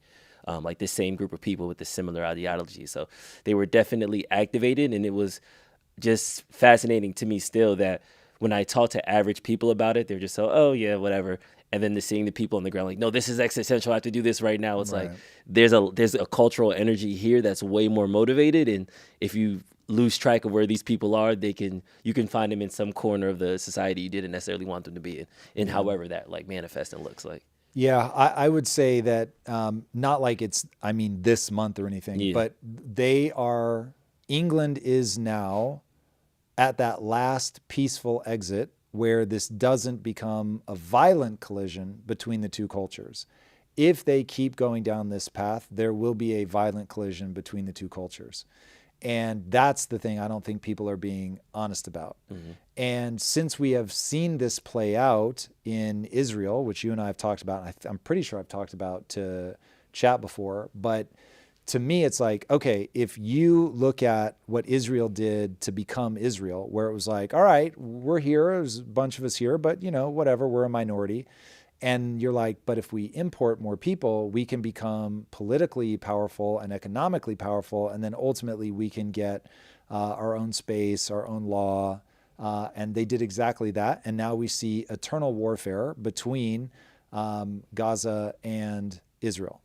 So that is the same playbook that's being run right now in the UK, in Belgium, in Sweden, in France, in Germany. Like there's a bunch of places where this same playbook is being run.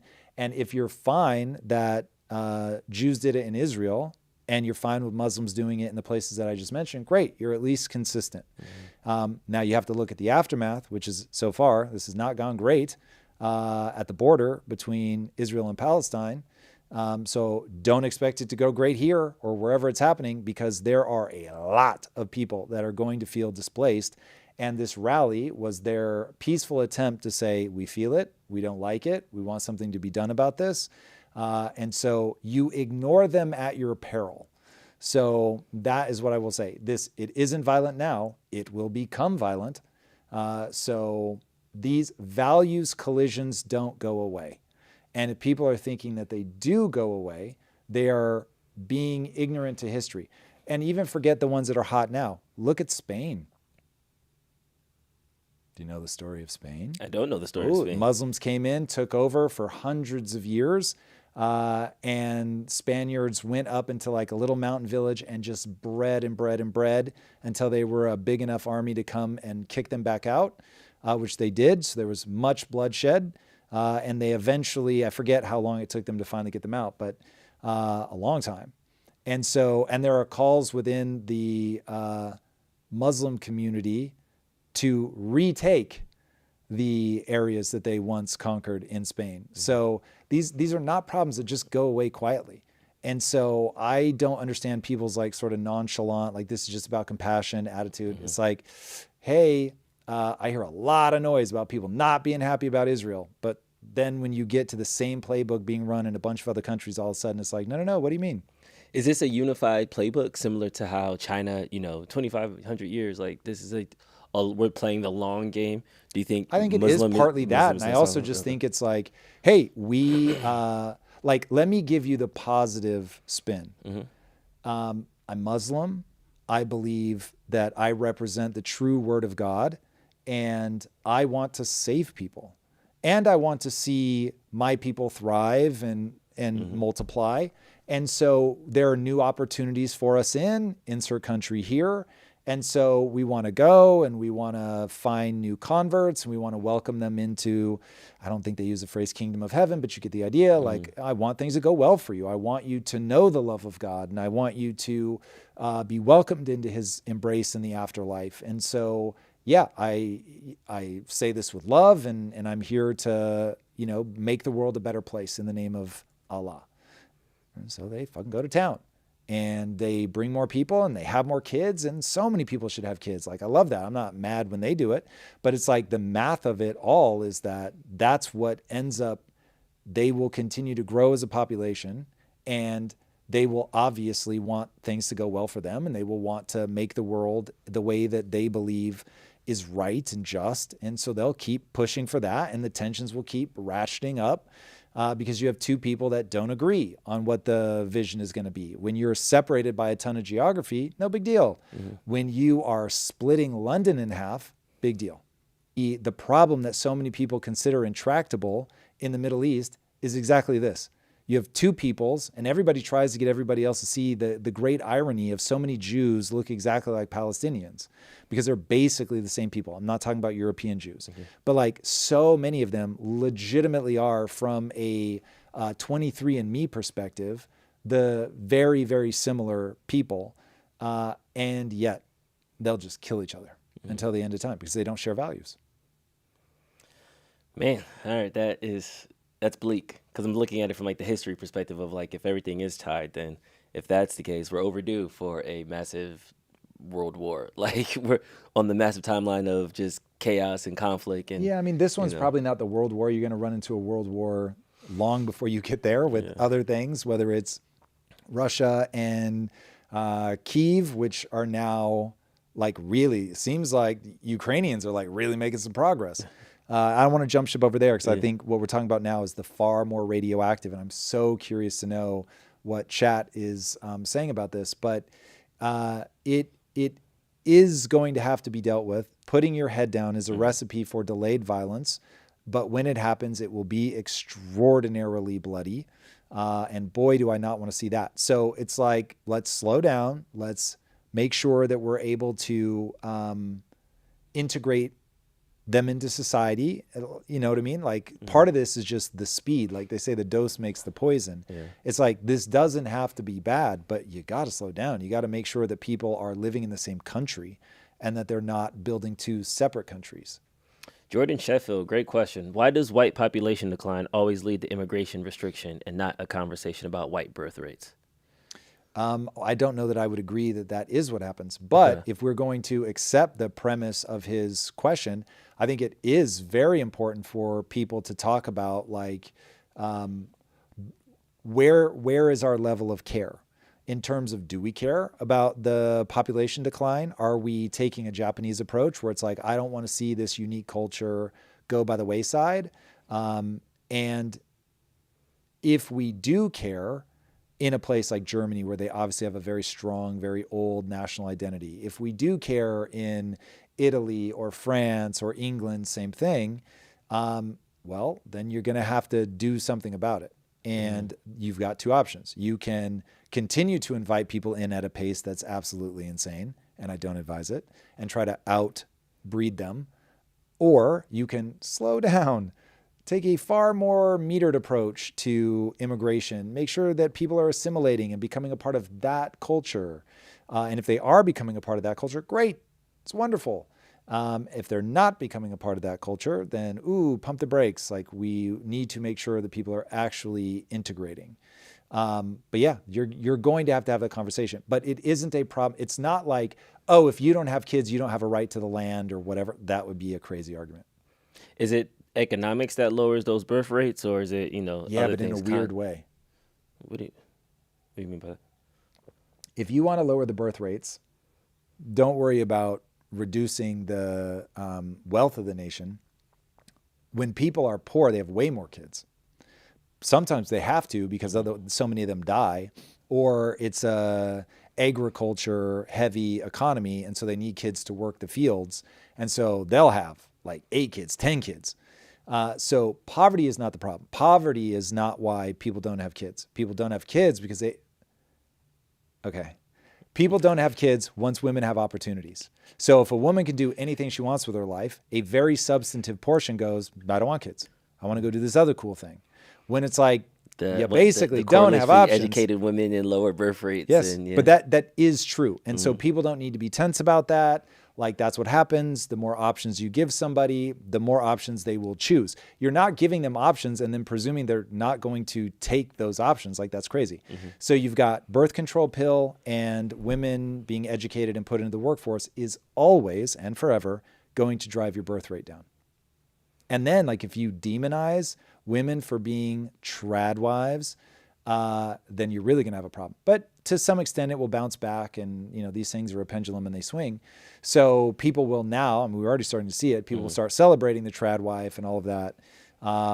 That's just how society moves. So I would never want to see women artificially limited from opportunity, but I also don't want to see people pretend like an inconvenient truth is any less true. It's like, that just is true. If women have a whole bunch of options, some of them are going to say, yeah, I'm going to go do these other fulfilling things. I'm not going to have kids. Is there a prescription for that? Is there something to quote unquote fix in that scenario, or is that? There are things you can do certainly to alleviate it. So one, better tax policy so that you do, because what ends up happening from an economic standpoint is people that are used to being wealthy don't want to be slightly less wealthy to have kids. So you want to put them in a position where they're not like, oh my God, we're struggling to make ends meet. Make that a nice, easy economic choice for them. So there are things you can do from tax policy there. Also celebrate it culturally. Like, if you want to see people have kids, then when they have kids, be like, yo, that is dope. I love it. Like, I actually, and I don't mean this figuratively, when I meet a parent, I thank them for their service. I am so grateful to people having kids, partly because I opted to not have kids. And I know that that would be a much worse choice if other people weren't having children. And so I'm very grateful to people that are raising kids well. And so taking the time to celebrate them and letting them know that you care, and that you want to see them thrive and all that, I think goes a long way. Religion is a big thing. Making it a part of, like, oh, in our family or in our culture, like, we have kids, that's what we do. And like, I was watching home videos. So we're here, my wife is from London. We're here in London, and her mom was playing like these old videos from when my wife was like 3 years old. And there's just kids everywhere. And I was like, yo, that's so like Greek of you. And it was just like, that's what Greek people did in the 70s. They had kids. They had a lot of kids. And so all of the like brothers and sisters had 3, 4 kids. Yeah. And so like, it was just like these big families and kids everywhere, and it was celebrated and it was expected. And it was like, you were getting tons of pressure from your family to do it. And there was still just enough friction with women going to work that they were just all having kids. All right. Well, we will see, because declining birth rates are on the rise in the West, except Israel. It's the only Western civilization that has increasing birth rates. It's wild. Now, everybody in chat's like, yeah, this all makes sense? Or are you shielding me from people going all those follow-up questions was from chat via me. Yeah. That is that. I want to put on my conspiracy corner flat cap. We're in London, so I got to do my aluminum foil proper this time. And this is about Matthew Lau discussing using the lone tick virus to make people allergic to meat. I'll give 2 examples. So one is that people eat too much meat, right? And if they were to cut down on their consumption of meat, then they would it would actually really help the planet. But people are not willing to give up meat. Yeah, some people will be willing to, but other people, they may be willing to, but they have a weakness of will. They say, wow, this steak is just too juicy. I can't do it. I'm one of those, by the way. So, but so here's the thought. right? So it turns out that we know a lot about, we have these intolerance to, for example, I have milk intolerance. And some people are intolerant to crayfish. So possibly we can use human engineering to make it the case that we're intolerant to certain kinds of meat, to certain kinds of bovine proteins. And there's actually analogs of this in life. There's this thing called the Lone Star tick, where if it bites you, you'll become allergic to meat. I can sort of describe the mechanism. So that's something that we can do through human engineering. We can kind of possibly address really big world problems through human engineering. I'll give 2 examples. Crazy. So I know this kind of started off as a joke when it first came out, when he did this speech a couple months ago, but now we're starting to see cases tick up. You're starting to see people actually now impacted by this. It's like, wait a second, is there something here? Like, is this a thing? Yeah, this one is tinfoil hat. There's no doubt we need to be very thoughtful about how we process through what is real and what's not. But stories are starting to fly that ticks that cause a rare disease that make people allergic to meat are being intentionally spread all over the U.S. Do you have any of the maps?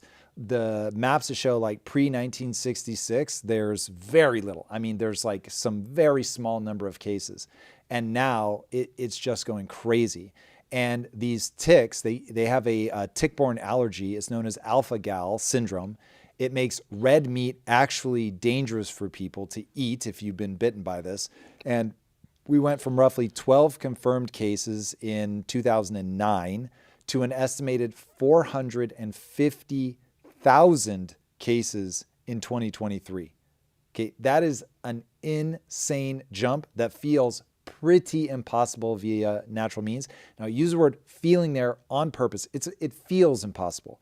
Now, there have been many things in my life that just felt insane. I couldn't believe it. You look at it and it's like, okay, I got doublings and the way that it works, okay, it's just exponential. But if you're looking at your screen now, it is wild, man. These things are moving across the country.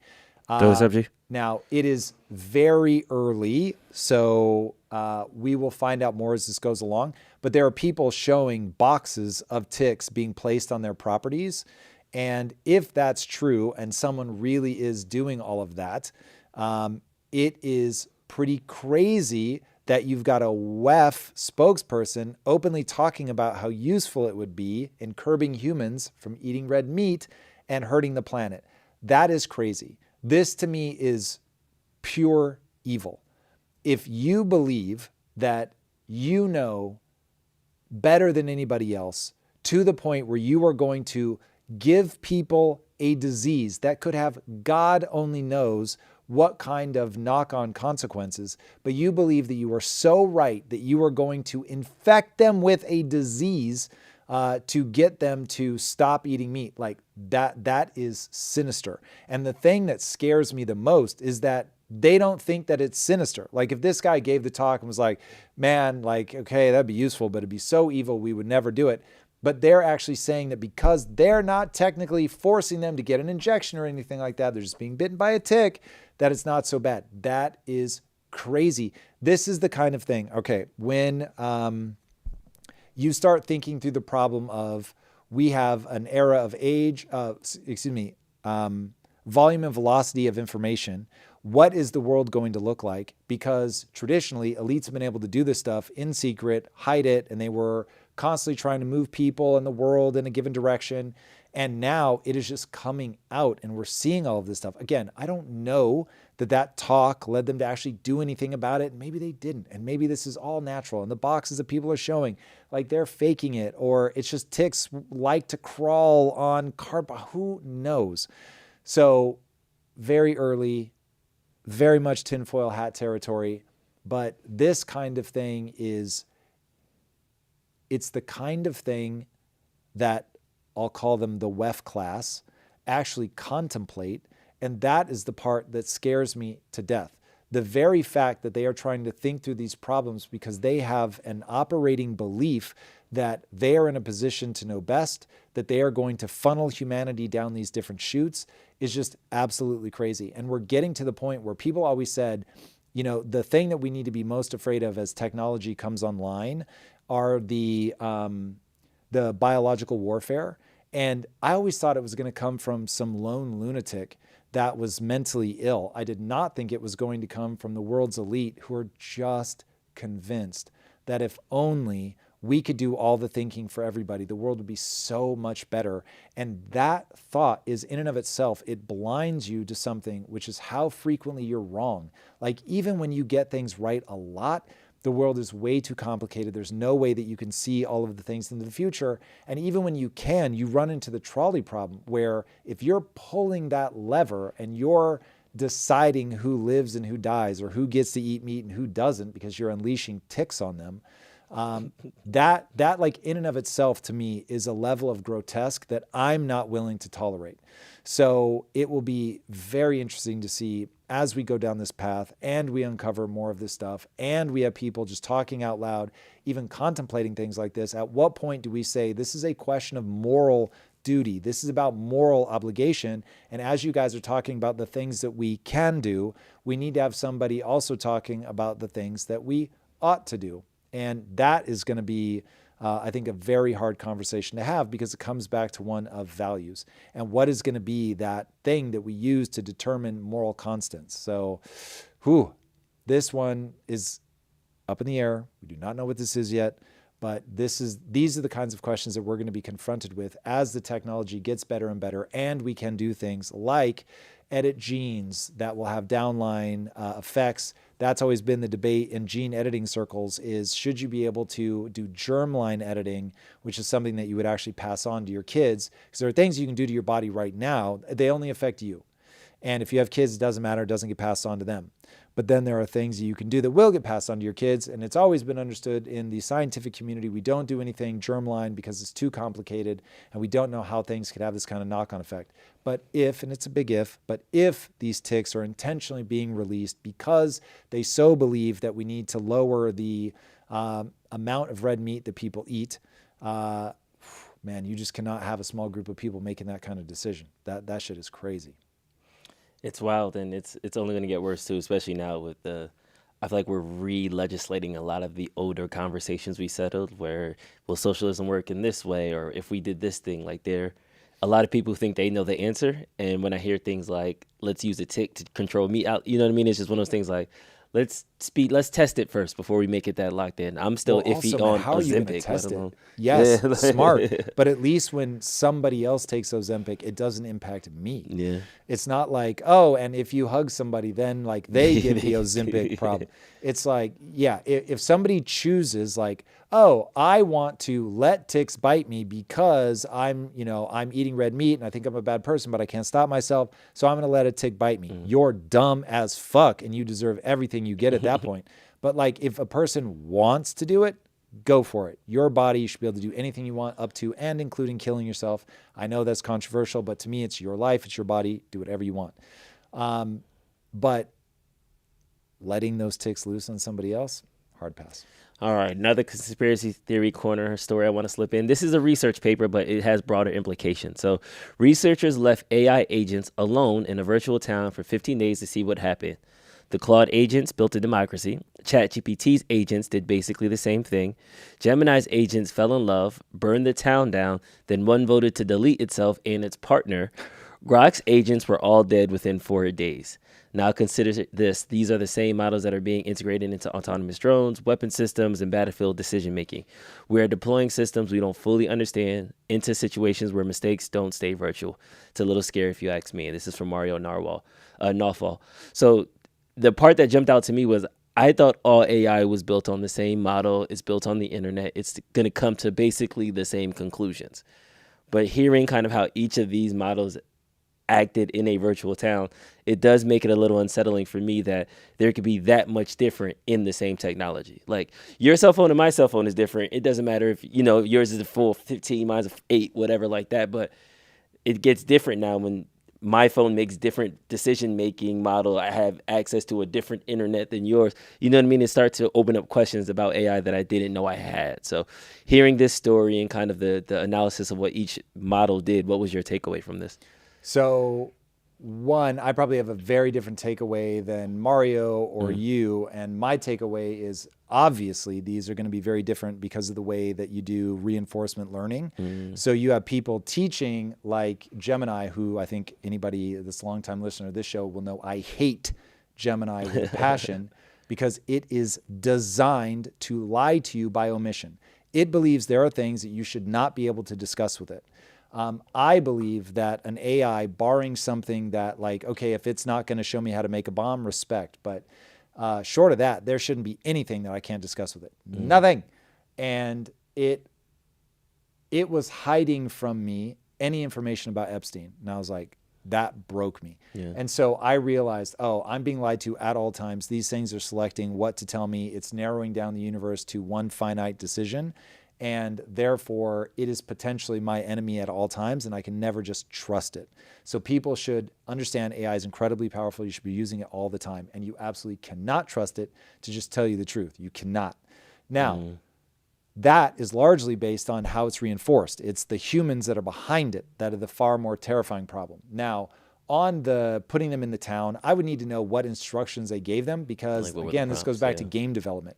So if you give them a stupid set of instructions that make them go be willy-nilly and kill themselves, or you tell them that, you know, you have to be really careful of overpopulating, which I'm sure Gemini did. And so that's why they're like, okay, we're going to burn the town down. There's too many people here. One quick way to get rid of it is just to eliminate it. And I'll delete myself. And I'm not kidding. You are seeing human bias come through in all of these. And so this is where we need to be very, very thoughtful about what instructions we're giving them for all of the truth that you can nudge it, you can use weighting and all that, and you can't just completely control it, and it will do things to circumvent some of the limitations it's put on. We have massive influence over these guys based on the reward functions that we give them. And so if the reward function was a peaceful society, and to win the game, as it were, it was like you have to use cooperation, but you also, when you put AI together, what you end up finding out is it's tit for tat with like one trust move. So if you gave them that kind of instruction set, then you'll see them play the game that way. So without knowing what instructions they gave them, what win conditions they gave them, it's impossible to know if this is just dumb study setup and Mario's going for the clicks, or if there's actually something here to be worried about. Now, at a high level, we should all be extremely worried about AI. AI is not going to go right automatically. AI is going to take a lot of energy and focus to make it go well. Let's just be very clear.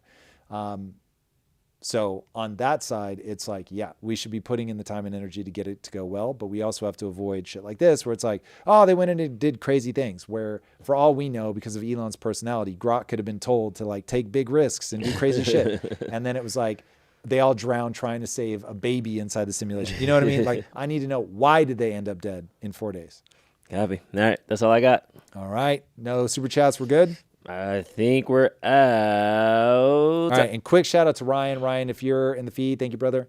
Thank you for looking after the community. And I do see you in there. So yay. All right, cool. I lied. We have one super chat, but my computer just restarted. This is from Sequoia Hall. I see the super chat, but my computer definitely just turned off, as you can see. London hates us. I will get back to you, and I'll make sure it's the first is there any thing way for me to see it? If or you go into like logged fan some funding special? on the YouTube.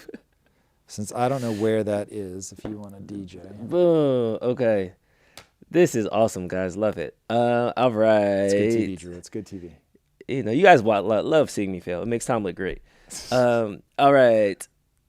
Boom. Yes, Sequoia Hall. No bid contracts are a bigger problem, in my opinion, going back to government fraud.